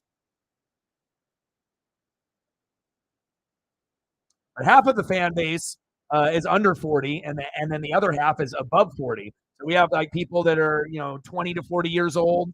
18 to 40, and then we got people that are like 40 to 90 that come to the channel on a regular basis. So it's always cool to be able to kind of engage with different people, from oh, wow. See, and I had a weird feeling that you were maybe a younger too, but if you just have a good history for the teams and you care, that's really what it's about. It's like you can show that, you can still be 20 to 30 years old, but still have knowledge of someone that's like 50 or 60. If not every person, based off age is the same type of fan. There's different levels of being a fanatic or just a fan or fair weather bandwagon, a person that watches on a rainy day. So yeah, it's always good. I appreciate that knowledge. Paisley, come here. Give Daddy a kiss. Let's go, Mike. Bottom of the fifth, 2-0 Mariners. Because sometimes when I talk to people, I can kind of get a gauge if they're a little bit older, but then also I get people where I think they're younger, but their knowledge is kind of on point. So that's why I asked. Mike Ford, he was chirping back, struck him out. He was not happy.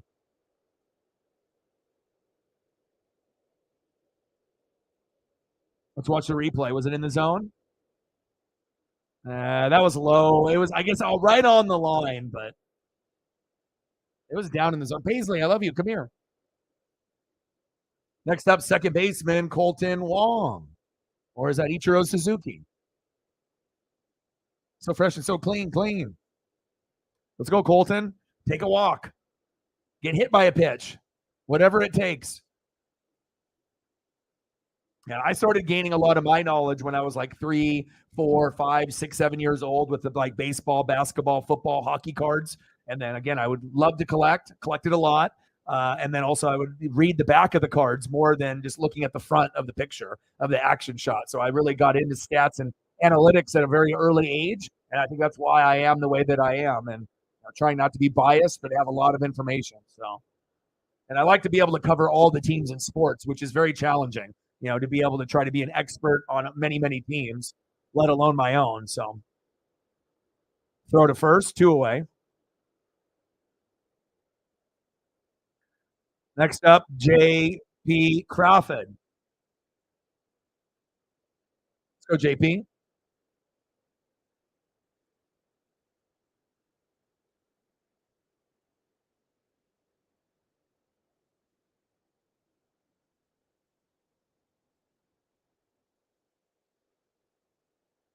Oh, awesome. Yeah, sports brings people together. You could be any race, any age, male or female. It could be anywhere in the globe. But a lot of times, it's the common ground, like food, like sports. It brings people together. And of course, you get a lot of toxic sport fans. That's a no-brainer. Or people that think they know sports when they really don't. But of course, I think that most people, when they see somebody or if they are in front of somebody, you can always tell within the first 30 seconds of talking to a sport fan if they're a bullshitter or if they are real and they know what they're talking about. So big swing and a miss, 2-2 count, bottom of the fifth, 2-0 Seattle. Olson still on the mound. Let's take a peek at his stats. How is he doing? 4.2 innings pitched, 5 hits, 2 earned runs, no walks, 4 Ks. And Miller has 3 Ks. So no pitcher is really, lighting it up, but it's still a lower scoring game, 2-0 at this point. But it won't end 2-0. 3-hit day for JP. Go, JP. Go, JP. Stand up double for JP Crawford. Fucking self high five. Yeah, it's a very, very rough history. But the thing is once you guys actually win the division or get a wild card this year and make the playoffs, and then the day that you actually win a playoff game, it's going to mean more to you guys there than most fans understand. And then if you guys could ever get to like an NFC championship game, or a Super Bowl, right? I know it's so far out there, it's almost unfathomable. But when it does happen, it's going to mean a hell of a lot more to your community and your fan base, the diehards, than a lot of people. It's like when teams suck for a long time. I mean, I don't like seeing that. And obviously, I vibe with fans from all across the globe, so I already know the history. And it's not like they've had some of the best players in the world play for Detroit, but they've never had him at the same time. You had Barry Sanders, but you didn't have Megatron at the same time, and didn't really have a good O-line either time, to really make a difference. And the defense wasn't there. The coach was wrong. Like, you never really had a full, complete team. But I think right now, Goff is very underrated, and I feel that, the team where it sits now is in the best spot it's been, in a while. And I think most Lions fans can see that. Yeah, the Lions can be the Lions and fuck up and get third place again and win 5 to 7 games. But what happens if other teams in the division get hurt, maybe the Vikings and Packers aren't as good. Bears are ass, and you just climb your way up to 10 wins and get first place or a wild card. I don't think that's too crazy to think, So I'll be rooting for you guys.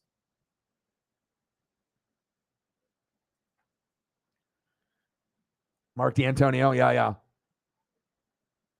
Yeah, they definitely have the number for sure.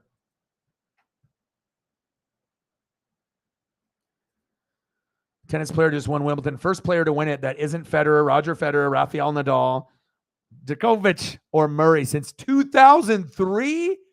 Whoa. 20 years. It was just between those four. Jesus. Well, even if you don't know sports, or if you do, or if you watch tennis or you don't, I think everyone knows those names, or at least three of those names, or at least two, Nadal and Federer. I mean, you might not know the other two, but you'll know the first two. Wow. Unbelievable. British comedy. You may not understand all of it at first because it's more sophisticated than what we're used to. All right, 1 for 2 with a K in the top of the 6th inning. First baseman Spencer Torkelson. Batting second for the Tigers this inning, right fielder Kerry Carpenter. 3 home runs in 2 days. 1 on Friday, 2 yesterday. Shout out to him. And batting third, center fielder Matt Vierling.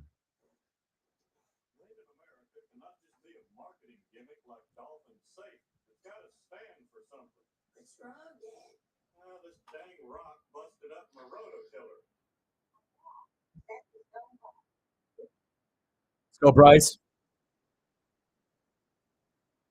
The real deal Holyfield right here. And again, we would never even know what Bryce Miller is or was if Robbie Ray didn't get hurt. So, and I would rather have a Bryce Miller than have a Robbie Ray. Even if Robbie was doing good, I'd rather have Bryce. And if Robbie actually was healthy all year, Bryce would eventually come up. But, Robbie normally would be 500 or a few games under. So I'm not sure if he's got his confidence back after having that huge home run against Yordan Alvarez in the playoffs last year. I don't know if he's really recovered from that. So Bryce's day is done because they don't want to re-aggravate any injuries. Next up, we got Matt Brash in the building. Let's go, Matt. I like Matt Brash. I think as far as the mid-relievers, he's my favorite one that we got.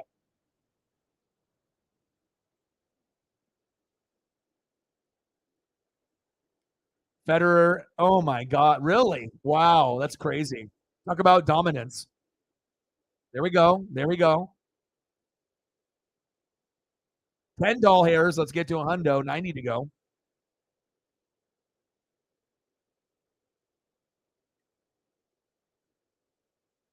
I think, Sarah, you should buy a wrestling shirt. Because like I said, we were talking about that before, like maybe an AEW, like Bryan Danielson, or maybe get an LA Knight, right? If you like LA Knight, why not represent, I know sometimes sizes, when they go from extra large and up, sometimes things get sold out pretty quick, but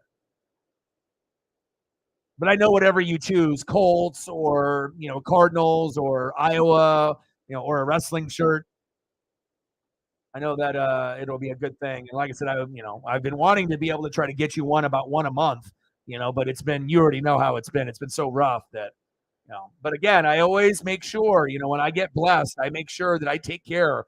I don't just be like, oh, I got this, $500 dono. I'm just going to fucking blow all this on drinking and buying unnecessary shit. You start to really understand like the value of where you're at when things are good and where you're at when you're not good, Got him. Nice job by Brash. So definitely wanted to try to get back some of the people that I feel that I owed and whatnot. So, yep. You're a fanatic, bro. You ain't average. Nice pitch by Brash.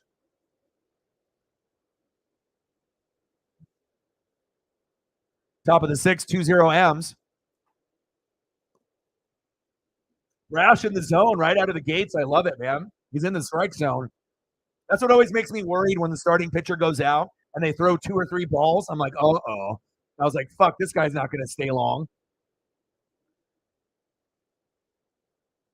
Top foul, 0-2 count. But again, instead of having him pitch this inning, they didn't want to risk it. So good decision by Scott. Sometimes I'm like, you dumbass, what are you doing? But this was a good decision by Scott to be able to take him out. So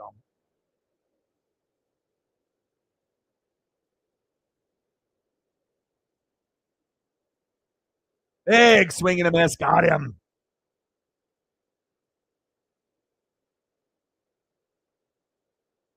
Take a live look in of Scott Service. How do you like that? Matt Brash strikeout. Oh, he likes it.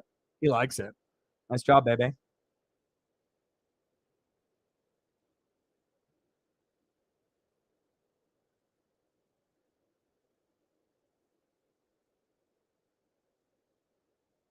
Carpenter, 1 away, 2 away.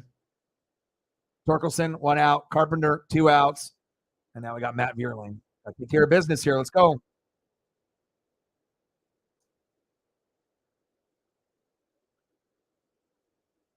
Matt versus a Matt. Let's go.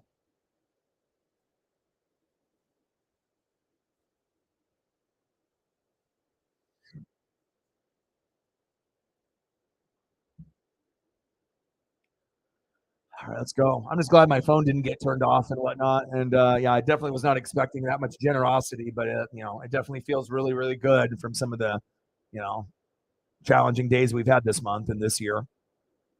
0-2 pitches outside. 1 ball, 2 strikes. Padres 2, Phillies 0. Nice. Cardinals 8, Washington 4. Maybe we'll get a trifecta where all our teams win today. I mean, it seems like usually all our teams lose or all our teams win. Not usually, Dodgers is separate because that's my dad's team. But if we're talking about our 3 teams, usually when we win, it seems like we win together and we lose together. All right, Brash on the mound, Vierling in the box.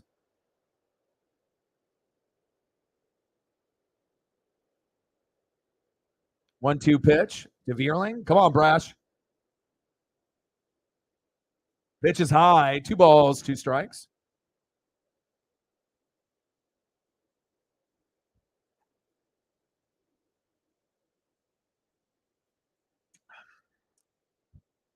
Yes, baby. Good juju, man. Chop foul. 2-2 count. Lauren in the building. What's good? We're doing great. 2-0 Mariners. They pulled Miller just to be precautionary, so that way that he doesn't re-aggravate the injury. He pitched great. Didn't get 10 Ks. It was one of those like 3K games, but a lot of cheap outs. 5 innings pitched, 5 hits, no earned runs, 1 walk, 3 Ks. So we have a great opportunity to win this game if we can just, have good mid-relief and set up guys and closers, and we can still start to pour it on a little bit. We don't want to end the game at this. I still would like to have another one or 2 more runs before the game is over for insurance, because as we know, all it takes is 1 bad inning and the other team can get 3 or 4 runs. So hope you're doing good, but we are winning this game. Wong, good defense. There we go. Good job, Brash. All right, let's go to the bottom of the 6th. Yes, sir. Is an arrowhead, an Indian arrowhead. I led a field trip once to the Museum of Texas Cultures. A little girl swallowed one just like this by mistake. She thought it was a wrong tooth.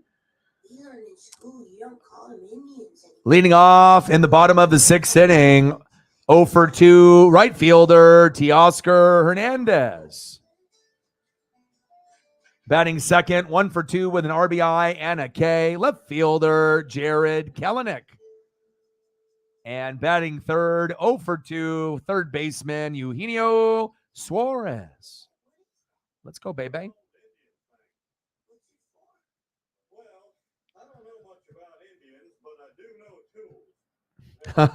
Well, first start back from the injury, and considering how bad we played in the first 2 games, at this point we'll literally take a 1-0 win. I think at this point we just don't want to get swept, and we want to at least feel kind of good about ourselves after losing with Castillo and Kirby, which is not ideal when we're playing a team like this, But again, we play down to the competition, just like the Blazers and the Seahawks and the Mariners in the Pacific Northwest, and any fan of any team across the globe. It happens. where you can get up for the big games, the Seahawks and the Niners, and they go, wire to wire, 30-27 overtime final. And then the Seahawks will play, someone, let's say the Titans, and then they end up losing like 27-3. And you're like, how? You're like, it doesn't make sense, but that's sports for you, That's facts.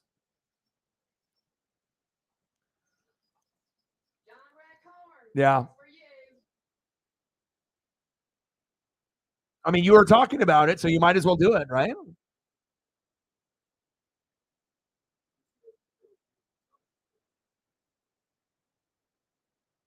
And plus, like I said, you've gotten a lot of like Iowa and Colt stuff for me already.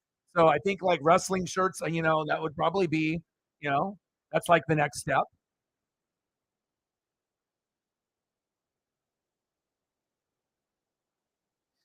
I was thinking, either Caitlin Clark, for Iowa, something like that, like maybe like her player shirt with her name on it or something, or a wrestling shirt. I think would be pretty cool. Since I don't think you have any Caitlin Clark stuff specifically, so. But even a T-shirt that's like made to look like a jersey with her name on the back would be dope. That's going to be a collector item too. Legend. He's just going to be like Sabrina and a few of the others, like when she gets up there. Big swing and a miss. Teoscar strikes out. Come on, Teo. One away. Next up, left fielder Jared Kelenic. Having a mound visit.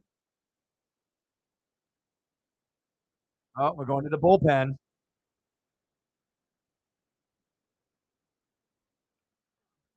Matt's in the building. How are you, bro? Been a few days. How are you doing, bro? Hopefully that Hawaii weather has been treating you well.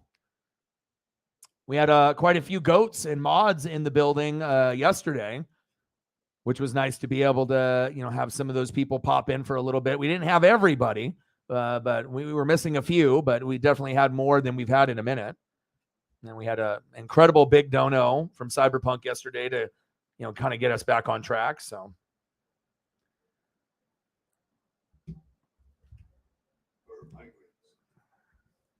We missed you, brother. I found this native Indian thing in my yard, and I was wondering if you knew what it was. Good to hear. Good to hear. Anything new in your life? Anything new Oregon recruiting wise, college football wise? Anything new that you've been reading or that you are following with your, with either your blog, type stuff, with the, research and anything college football or NFL related?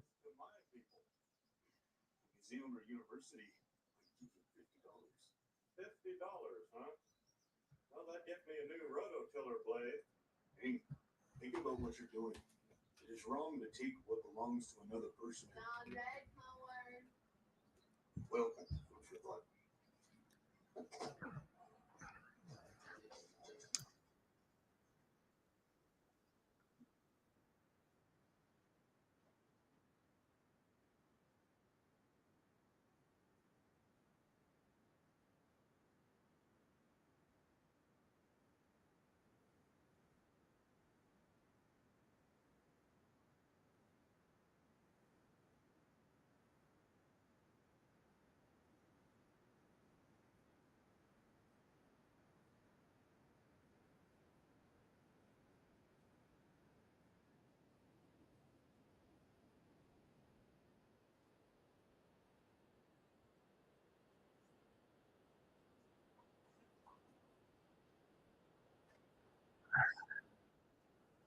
Shreve in the game.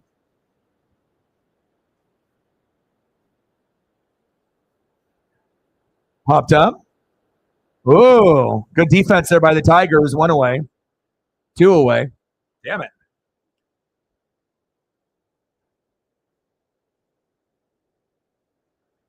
Yeah. And obviously that's money related only, because they got probably the worst wide receiving core in football. And even with D-Hop there, they still probably are the worst wide receiver core in football. Good. Do whatever makes you happy, man. Grind, grind, grind. You know what I'm saying? Like I said, any type of additional information that you can provide either for us here on the channel or just doing it for your own enjoyment, with what you want to do. It's going to be something that is worthwhile.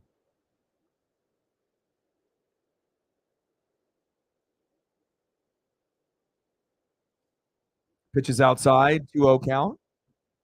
And I think I got, 2 more streams left here. So today and then tomorrow. And then obviously I'll be in at the new location on Tuesday. So pitches outside, 3-0 count.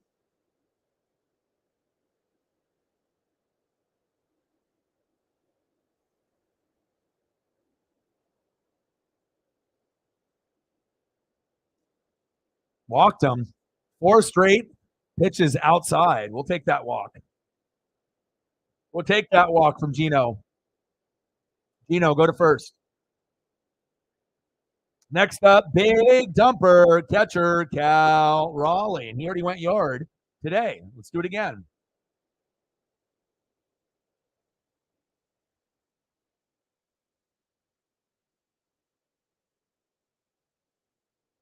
Come on, Cal.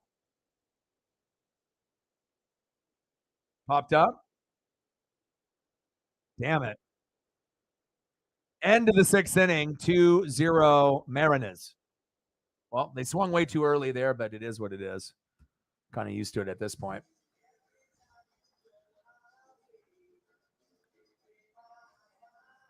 Hey, man, sign a petition to legalize hemp. What's hemp? It's a cheap and durable source of fibers that can be used for making clothing, rope, and paper. There you go. There you go, bro. Why wouldn't they legalize this stuff? Well, because, it's basically marijuana. The volcano erupted so suddenly that the village and everyone in it were instantly encased in lava, creating a snapshot, if you will, of daily life at that All right, we're going to the top of the 7th. I mean, we're barely hanging on. All it takes is 1 inning, and we could lose this. But hopefully, pitching will still stay strong, and we can end up, getting this dub. Oh, Topa's coming in for Brash. Justin Topa. All right, leading off for the Tigers, 0 for 2 shortstop Javier Baez. Batting second, unless they make a change, third baseman Nick Maton.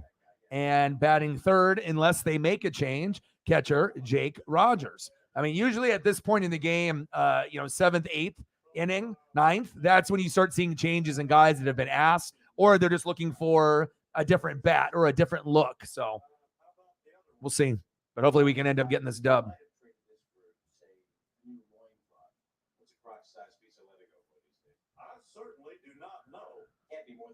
Yeah, but they wouldn't have been able to offer him. They'd offer him like $1 million, or $2 million. So if you have an opportunity to make like $25 million or something in a couple of years when you're not really worth that much money anymore, I mean, where are you going to go? You're going to take 12, 13 million, or are you going to take $1 million? You know what I mean? Like $1 million to $3 million, or are you going to take 25? I mean, that's a big difference for your life, especially if this is his last contract for the rest of his life. You know what I mean? Like as far as the NFL, unless he works for like NFL Network or something. You know what I mean?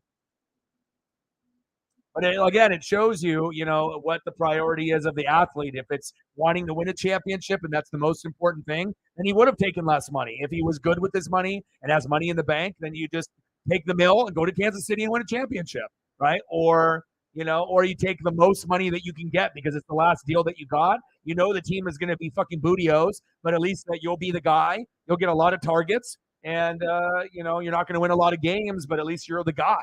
You know what I mean? And he's got more left in the tank than like a Julio Jones. I mean, Julio on Tampa, I already knew he was going to get hurt, and he did. So it's like, DeAndre Hopkins gets hurt too, but not as bad as Julio. And Hopkins still is more of a, high-end performer. Julio is not. 0-2 count to Baez already. Yeah, I don't know. I don't know if anyone actually would even want Julio at this point. I mean, I wouldn't want him. I mean, I didn't really even need him when he was on the team with Brady. He didn't make any difference. Sometimes guys are just names. It's not like you're getting the Julio Jones from the Falcons. He's far from that point. Got him. There we go, Topa. Yeah.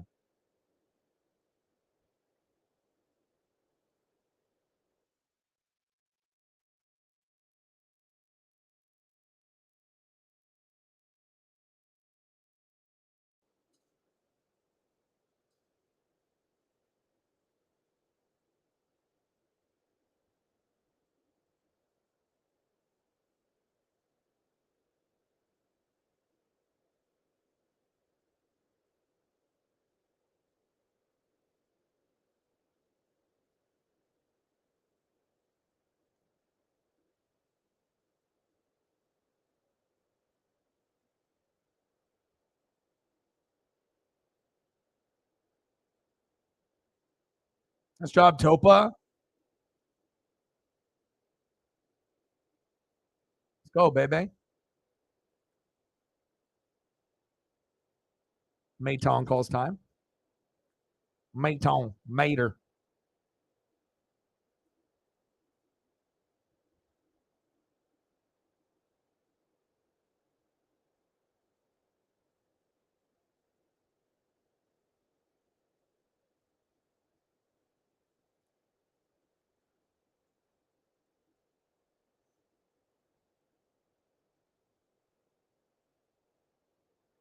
No, I don't think anyone really is going to be interested. I mean, I'd rather have a rookie, try to improve himself, or you know what I mean, or just like a mid-level guy. I don't even think he has any value anymore, honestly. I mean, hell, he only had a little bit of value when Tampa got him, but if the value was 10% then, it's zero now. It's like, yeah, he could score some touchdowns, but realistically, he can't play a whole season. Plays half the games, and out of those half games, like, are you actually going to be productive or not? Like maybe like 1 or 2 games where you're halfway decent, and then a bunch of average or bad games for the rest. So 2 good games, 6 average or bad, and then 8 games of injuries or 9. I mean, that's not worth it. And then still, with that being said, he could end up getting more than $1 million in a year, which is more money than most people will ever dream about. So to be a professional player, huh? It's like ridiculous how much like musicians and actors and actresses and professional athletes make compared to everyone else. Bottom of the 7th, nah. Top of the 7th, 2-0 Mariners. 2 outs. Get it? Topa. There we go. All right. Justin Topa did a great job. 7th inning stretch, baby. Good job. Fellow artifact time. This home belongs to the both of us. What were you so upset about? I got $10 for some junk that Bobby would have just ended up swallowing. Those objects were cultural. Next up for the Mariners in the bottom of the 7th inning, 0 for 2 with a K. First baseman, Ty France. Batting second, 0 for 2 with 2 Ks. DHing for Seattle, Mike Ford. And batting third, 0 for 2, second baseman, Colton Wong. It's a Native American necklace like the Tonkawa wore. I was going to bring in the arrowhead and get an A and maybe even go to college. But Mom says you sold out my future for $10. I hope you're happy. That's the one talking.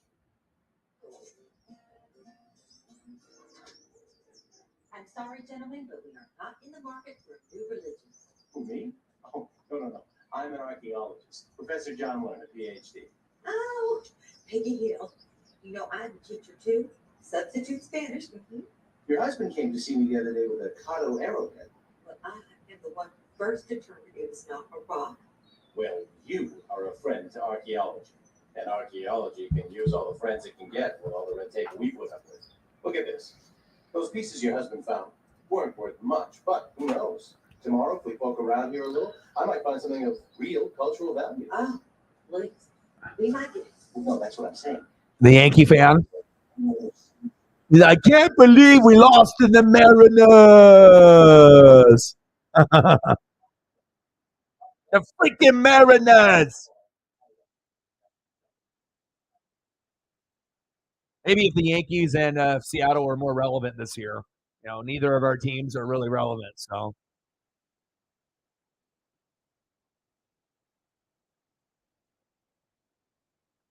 Mariners. But I try to live through him vicariously with the way that I will call the game. So every once in a while, I'll hit you with the Mariners.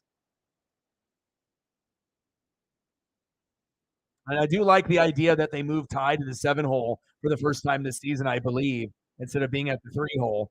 And I think it's better to be able to move the lineup around, even if it's a little unfamiliar, and moving one of those guys that normally hits in the top 6 spots to maybe 7 or 8, and just kind of see what kind of production that we can get. So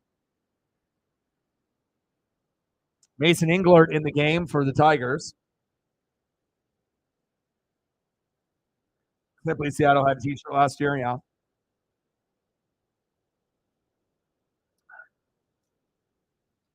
Mariners. How's work going for you? Are you on your lunch break right now or on a break? He's like, nah, I'm just working, watching you, which I know sometimes people do. Okay, I got to keep you entertained throughout the workday. Let's go. We got to be able to win this. We don't want to collapse. If we lose this game, this would be like so embarrassing. Like, we have to find a way to end this game off. We cannot lose this game 3-2. We have to win. If we win 2-0, 2-1, I don't give a shit. We just need to get the dub. No fucking sweeps, no fucking brooms, dude. We need to finish off our weekend on a good note, not get our ass kicked for 2 games and then play this game and get our ass kicked here. So nice.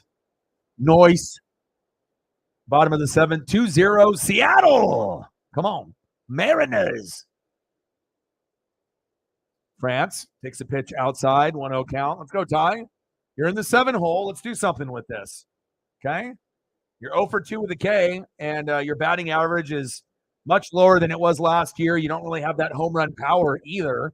You know, it's been a hard year for him. 254 average isn't horrible, but 7 homers and 36 ribbies. He should be at probably 12 to 14 homers, and he should be much higher on the ribbies as well. But again, just hasn't been able to get into a rhythm all year. 7 is way low. I mean, 17 would be more like, believable than 7. 7 is like what? Like a JP Crawford number or something, or even less than that. It's like 7 and you're like a power hitter? That's ridiculous. A lot of chasing from France this year.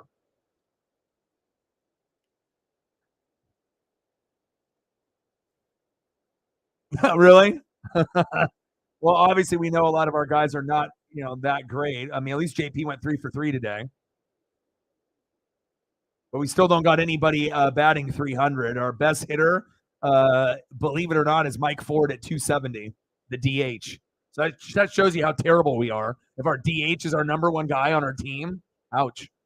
No, and that's no disrespect to Mike Ford. I'm really blessed, and I love him. I'm so happy we have him, because we didn't have a DH for like 60 games. But, I mean, Jesus Christ, when you have guys like Julio, Teoscar, Kelenic, Suarez, Raleigh. Oh, that was almost yard.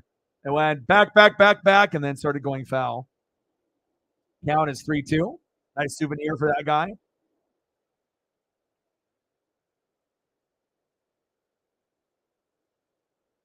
Oh, just missed the pole. Come on, Ty. Big swing and a miss.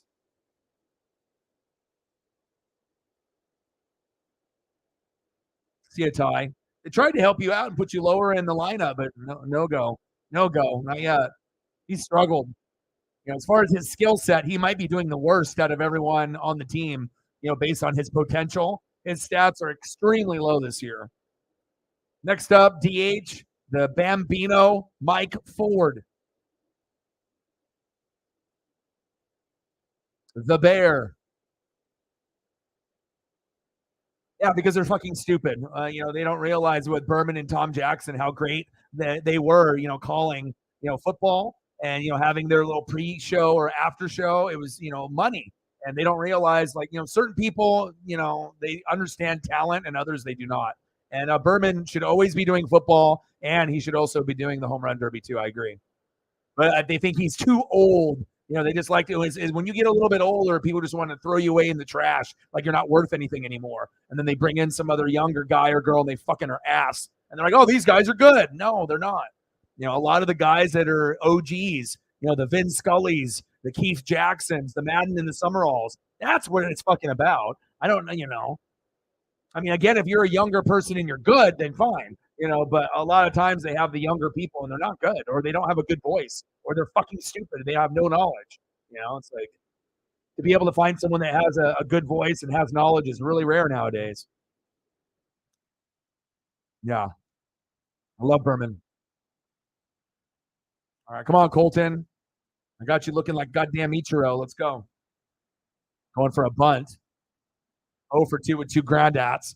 But as crazy as it sounds, I would rather have Colton Wong in the lineup than Jose Caballero because, like I said, Jose sometimes will go 0 for 4 and then he can't defend. So at least if I know Colton Wong goes 0 for 4 or 1 for 4 or takes a walk or gets hit by a pitch, there's still a good chance that he'll make some awesome defensive plays that might be able to save a run. And that's more value for me than a guy that can't play defense and still may go 0 for 4, even though he's got potential to go 2 for 4, but he just won't all the time. So. Yeah, Rays lost to the Royals. That was surprising. Last time I checked, it was 6-0. Wong popped up to right field. And that's the end of the 7th inning. Let's go to the top of the 8th, y'all. Munoz coming in, baby. Andres Munoz, baby.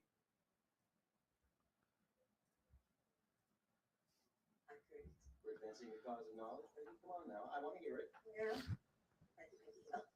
You are welcome.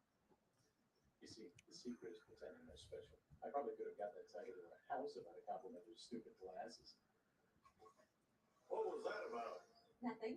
The professor, my friend, just wanted to know if he could poke around the lawn tomorrow. Munoz relieved Topa. Up next for the Tigers in the top of the 8th, 0 for 2 with a K. Second baseman, Zach Short. Batting second, left fielder, Zach McKinstry. I like that photo. And it's got Cal already there in the background, too. Very cool. And batting third, DHing for Detroit, Riley Green. And that's why I put in so much energy and effort, not only to do the photos, for the home team or my teams, but to be able to, learn and put a name to a face. Because if I'm just calling the game, sometimes you can't really put a name to a face. So it's always nice to be able to, do a little bit more. And that way I can be more familiar and I can pass that down to you guys too. Because I guarantee there's not a lot of people that are going to go out of their way to know who's on the Tigers or, some of these other teams, unless your favorite team is playing that team. So that's facts.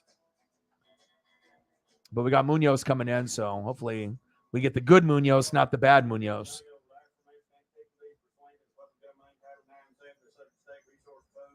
I'll tell you what, man, they're packed. Boomhauer, I didn't understand a word you just said. Damn legalese. I never thought I'd see the day when my own government would go around stealing people's land. Thank you.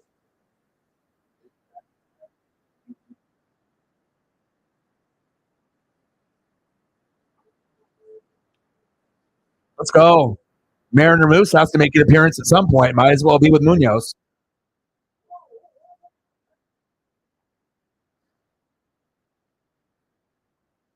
Looks like they made a change. They're bringing in Badu. Akil Badu is coming in. Munoz to Badu. Figured they were going to make a change at some point, but sometimes it's hard to predict. But hopefully he doesn't go yard. We need to secure the dub. All right, man, I will. Have a great rest of your day. Talk tomorrow. Hey, however long it takes, brother. Whatever makes you happy, you do it. Your life is short.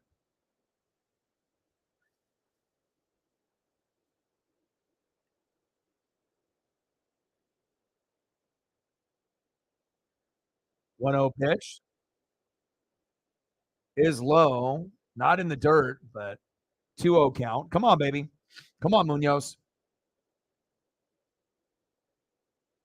2-0 Mariners. Fuck. The third pitch is low. Munoz is low, low, low. I mean, I like low, low, low if we're talking prices when I go to the grocery store, but not fucking when I got my Munoz in the game, damn it. Don't walk him. Fucking 3 bad pitches in a row. What the fuck is going on here? 99-mile-an-hour fastball that was low that should have been a walk, and he got a strike call. It wasn't even close. 4 bad pitches in a row, and then the ump gave him a strike there. Keep it consistent. That helped the Mariners, but it was a bad call. Call the game the right way. Oh, yeah, win the day. Go Ducks. You already know it, baby.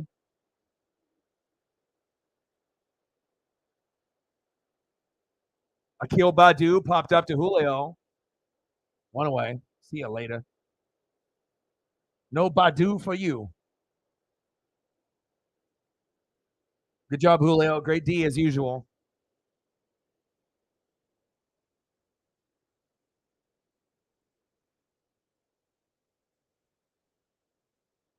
Fewest walks allowed MLB this season. Mariners are number 1, 232.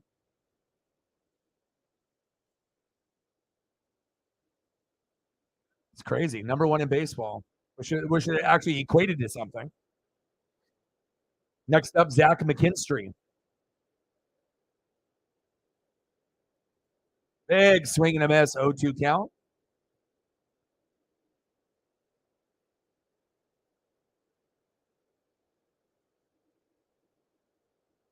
Come on, baby, get him. Big swing and a miss, got him. Got him. Yes. Let's go.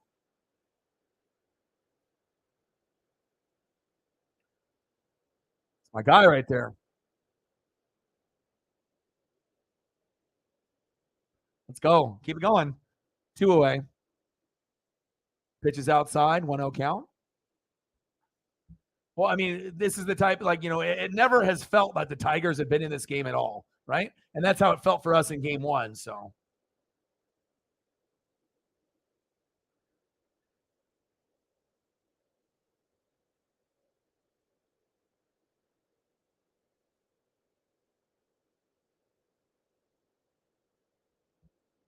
All right, 1-1 count. Come on now. Riley Green in the box. Pop foul.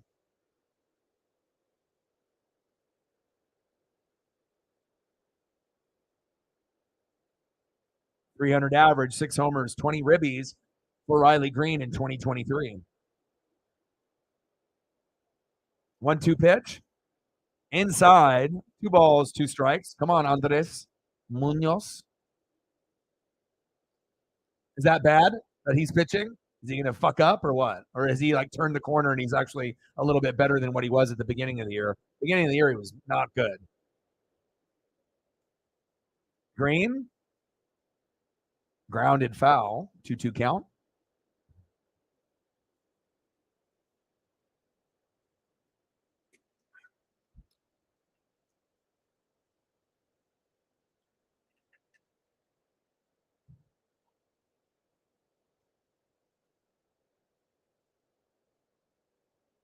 Three-two count. Count is full. No, but I know you like him, but has he been pitching better since the beginning of the year? I would assume so, because if he was terrible, then you'd be like, yeah, we don't want him anymore. 3-2 pitch. Top foul. All right, come on, Mariners. What do I need to do? We need a little Ken Griffey Jr. love here. Is that what we need?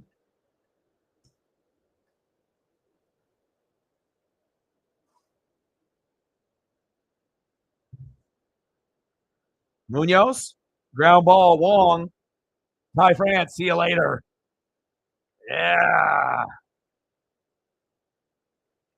Let's go.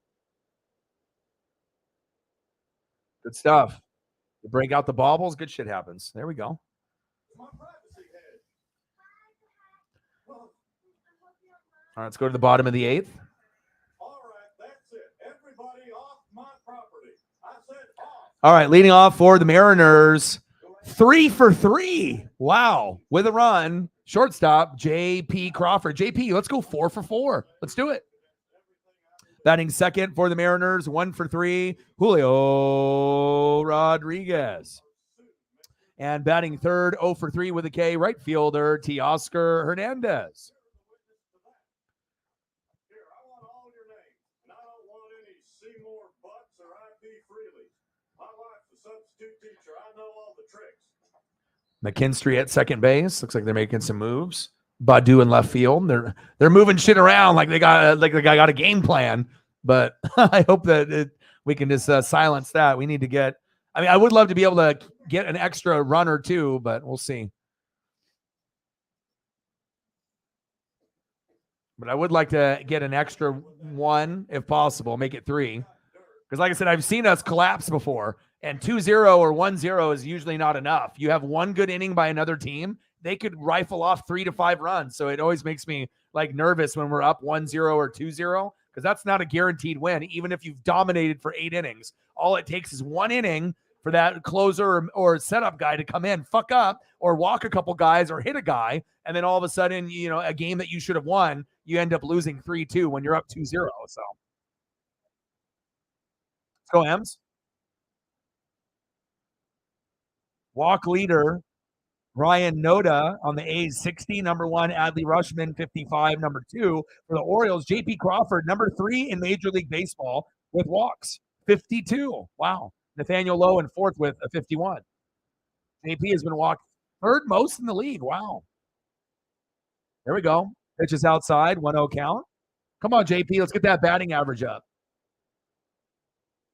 He's all the way up to 258 now.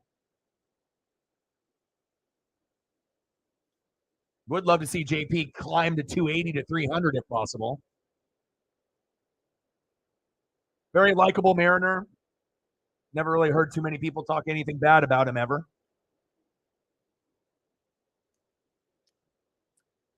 Very likable player. Pitches outside, 2-1 count.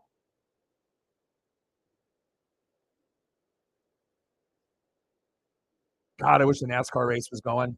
Can't believe it got rained out. It's like it's like not being able to watch Sunday night baseball. Not really. Sunday night football.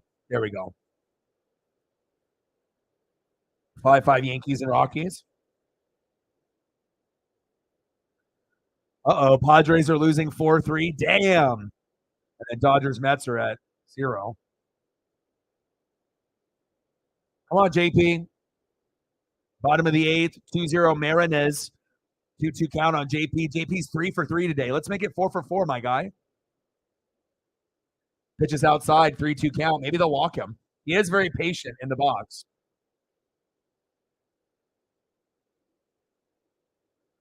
The electric, my guy. JP Crawford. JP fouls it. That's a great souvenir for somebody. Nice little dog pile.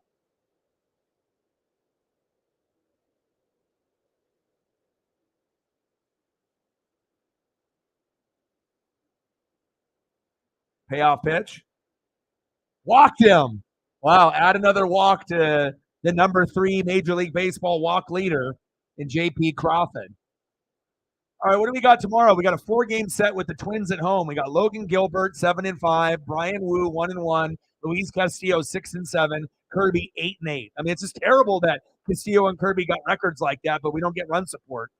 So hopefully we can sweep or win 3 out of 4 against the Twins. But realistically, maybe it'll be 2-2. 2 wins for us, 2 wins for them. But I saw that. I just looked. I didn't want to jinx it, but I was like hoping that you guys still had the lead. So trust me, dude, Mariners have had 4 good years in my life.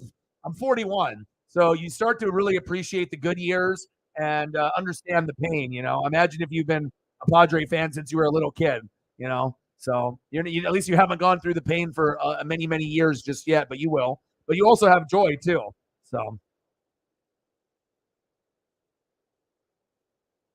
But nothing hurts more when the team has talent and you're not winning. It's like, you got Hall of Famers on the team, on the Cardinals and Padres, and Mariners, and like, fuck, why are we doing so bad? Like, that's what hurts when you got Machados and you got, Nolan Arenados, and you're like, damn, but it shows you have to have a complete team.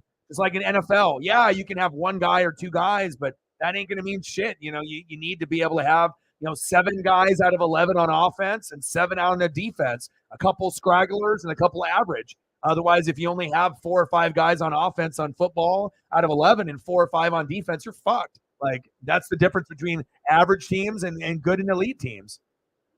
Julio sliced right into the mitt of the Tigers. 1 away. And Julio doesn't have that same kind of like hype. I feel like with Julio, yeah, there's a lot of potential, but he doesn't strike fear in anyone like he did last year. I feel like he's kind of cooled off a little bit, and he needs to get back to the basics. Because I don't know if anyone really fears him in the box or anything, like last year. It's like we can't even really count on him from game to game to get it done for us either. So that, that's a reputation. We have to be able to see you get on base consistently And I think a lot of times that we don't really have that much confidence. Yeah, we know Julio's good, and we know he's going to go, yard from time to time. But there's a lot of games where Julio goes 1 for 4 or 0 for 4, and it's fucking unacceptable. And it shows you baseball's the hardest sport to play because you got like these teams that are really, really good, pitching staffs and hitters, and sometimes you end up with a 0. It's like you can still get 15, 20 points a game in the NBA, NFL, you'll have your opportunities, but I feel like in baseball, there's definitely more struggles, even if you're an elite player. Like basketball and football, you can keep the momentum going with Uncle Mo, but baseball momentum, it fucking dies out a lot faster. It's very mental too. I think if you're not mentally strong in baseball, you're never going to make it because it's probably the most stressful out of all. Like I said, if you're a gifted physical athlete, the football and the basketball will come natural. Just because you're a fucking physical athlete doesn't mean you're going to be a good baseball player. You have to be able to have the skill set. Big swing and a miss. Teoscar, sit down. Julio, why, Julio? And that's just me being real. You know what I mean? Even though I know he's a superstar, but again, you got to keep it real, even if it's your own team and your own players. Teoscar, nothing. Next up, Jarred Kelenic. Let's go, Jared. Bottom of the 8th, 2 outs, 2-0. Mariners.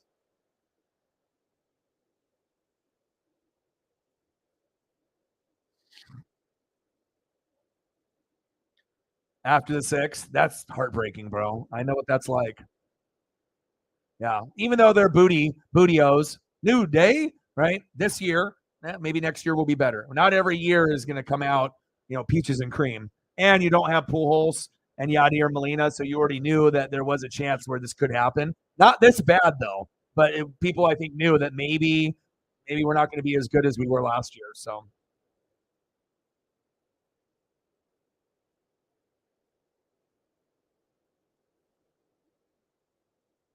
Nice. Love me some Manny Machado. That's my favorite player on your team. I mean, besides my cousin, Kim. Bottom of the 8th, 2-0 Mariners. Runner at first, 2 away, 2-1 count from Englert. Kelenic in the box. Come on, Jared.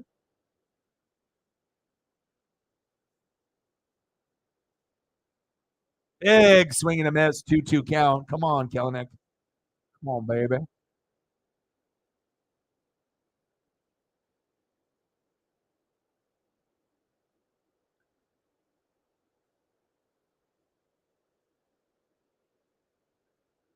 Two pitch to Jarred Kelenic. Come on, Jared. Jared, chopper. Nah. Little pop up to center field. Got him. Damn it. I was hoping that was going to drop, but it didn't. Well, we leave JP stranded. It's the top of the 9th. All right, 3 outs away from winning this game. Let's fucking get it done. And who are they going to bring in? Seawald? We'll see who they bring in. And they have the best part of their lineup in, so hopefully we can find a way to prevent them from having a late rally, which would be embarrassing.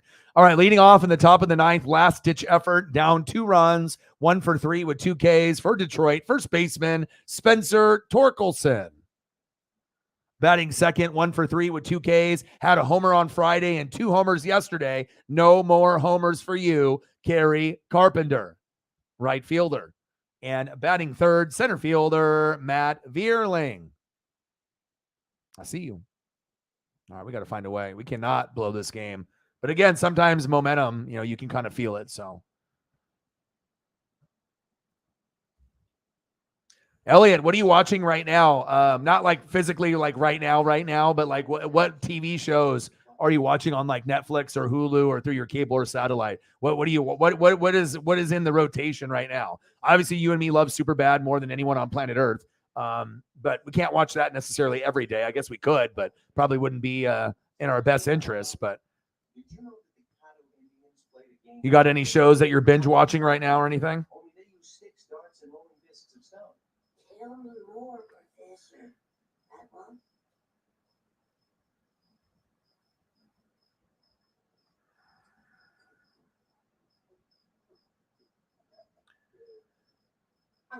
If the tiger could play Chucky with a still fist, why could they invent the Wii? So, you cannot just. All right, come on, Mariners. Let's see what they're going to do. Yep, Seawald. I figured.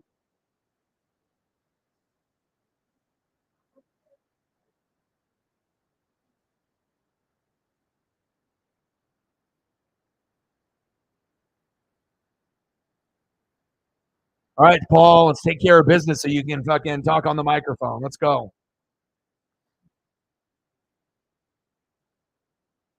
Yeah, and then after you finish Breaking Bad, do Better Call Saul. You'll like that. Better Call Saul, with the lawyer, it's good. It's just like Breaking Bad. It's got some of the same guys, that you'll see in it as well. Highly recommend. And then Mayans MC, I would recommend that. Sons of Anarchy, with the motorcycle gang shit, I would recommend those two as well. And The Bear season 2, that should be one of the things that you get on as well. If you've already watched season 1, but rewatch it. Watch it in order. It's fucking great. Super emotional, man. It makes you see a different perspective in life when you watch that, and you get to see like the hardships and people who have passion for what they believe in.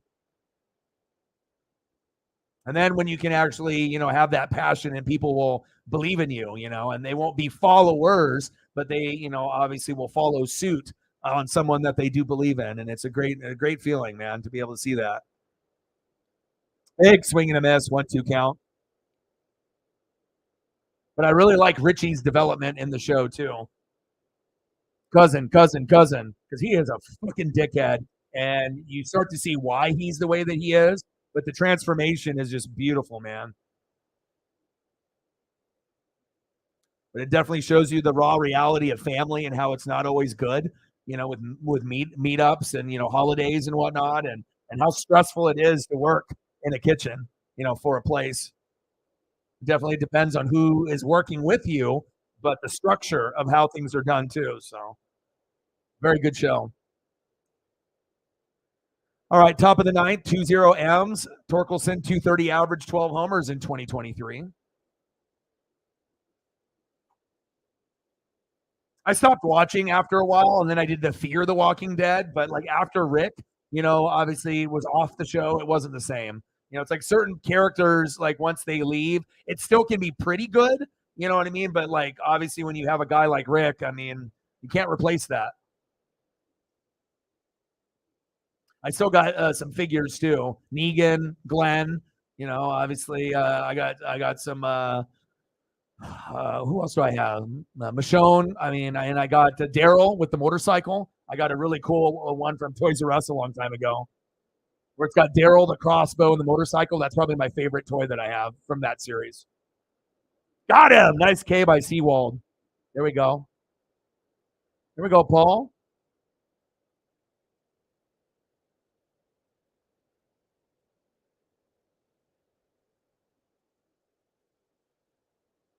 Yeah, baby. Good job, Paul. Wheeling and dealing. One away.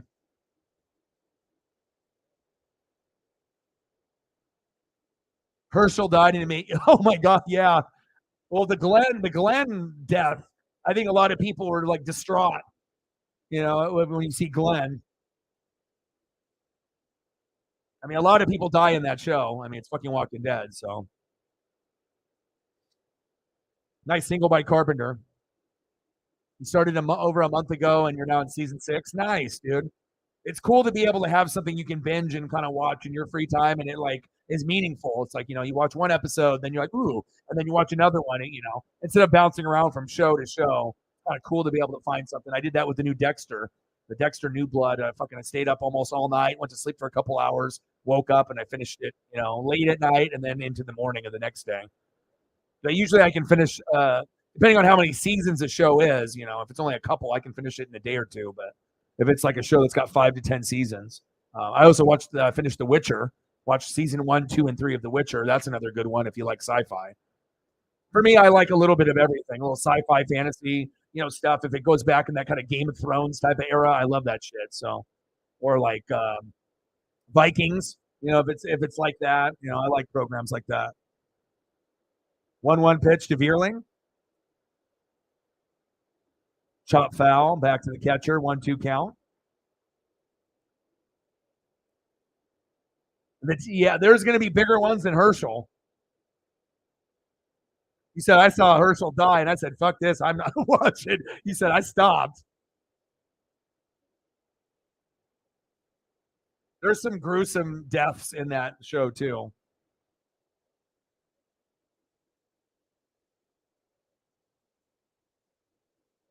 Off the plate, 2-2 count.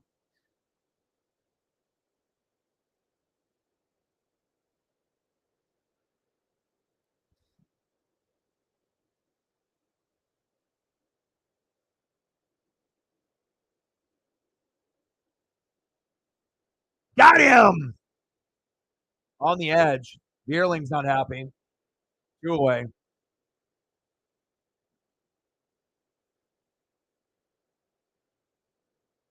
All right, last out.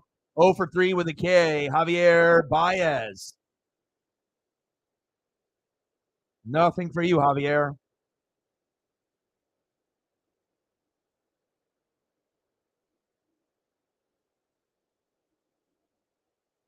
Big swing and a miss. 0-1 count. 2 strikes away from a dub. Let's go.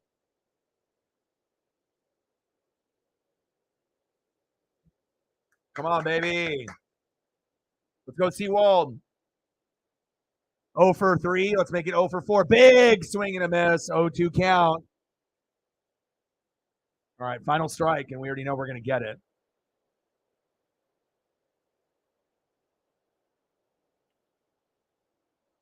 It depends on what type of programming you like. I like everything, so. Big swing and a miss. Got him. Yeah. Yes. 2-0. We did not get swept. There we go. Good job, Paul.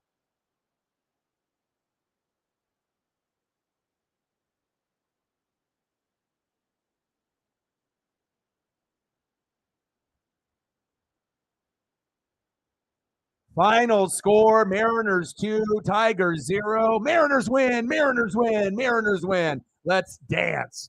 Let's go. Finally.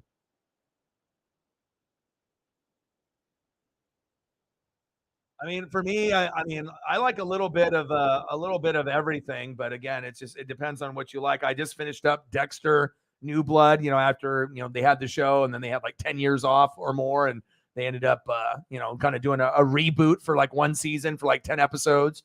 The Witcher, but like a lot of these shows that drop, you got to watch it from the beginning. Picard, it's like I'm a little bit into everything. So if something drops on Netflix or Hulu or something, like, even if it looks like maybe I won't like the show, like maybe this is not for me, I'll usually give it a shot at least, and I'll watch like the first season if I haven't seen it, or I'll get into the new season. And then most of the times it ends up being awesome. Like sometimes you can't just judge, based off the title or who's in it. Like sometimes you just got to buckle down and just give it a shot. So that's big facts.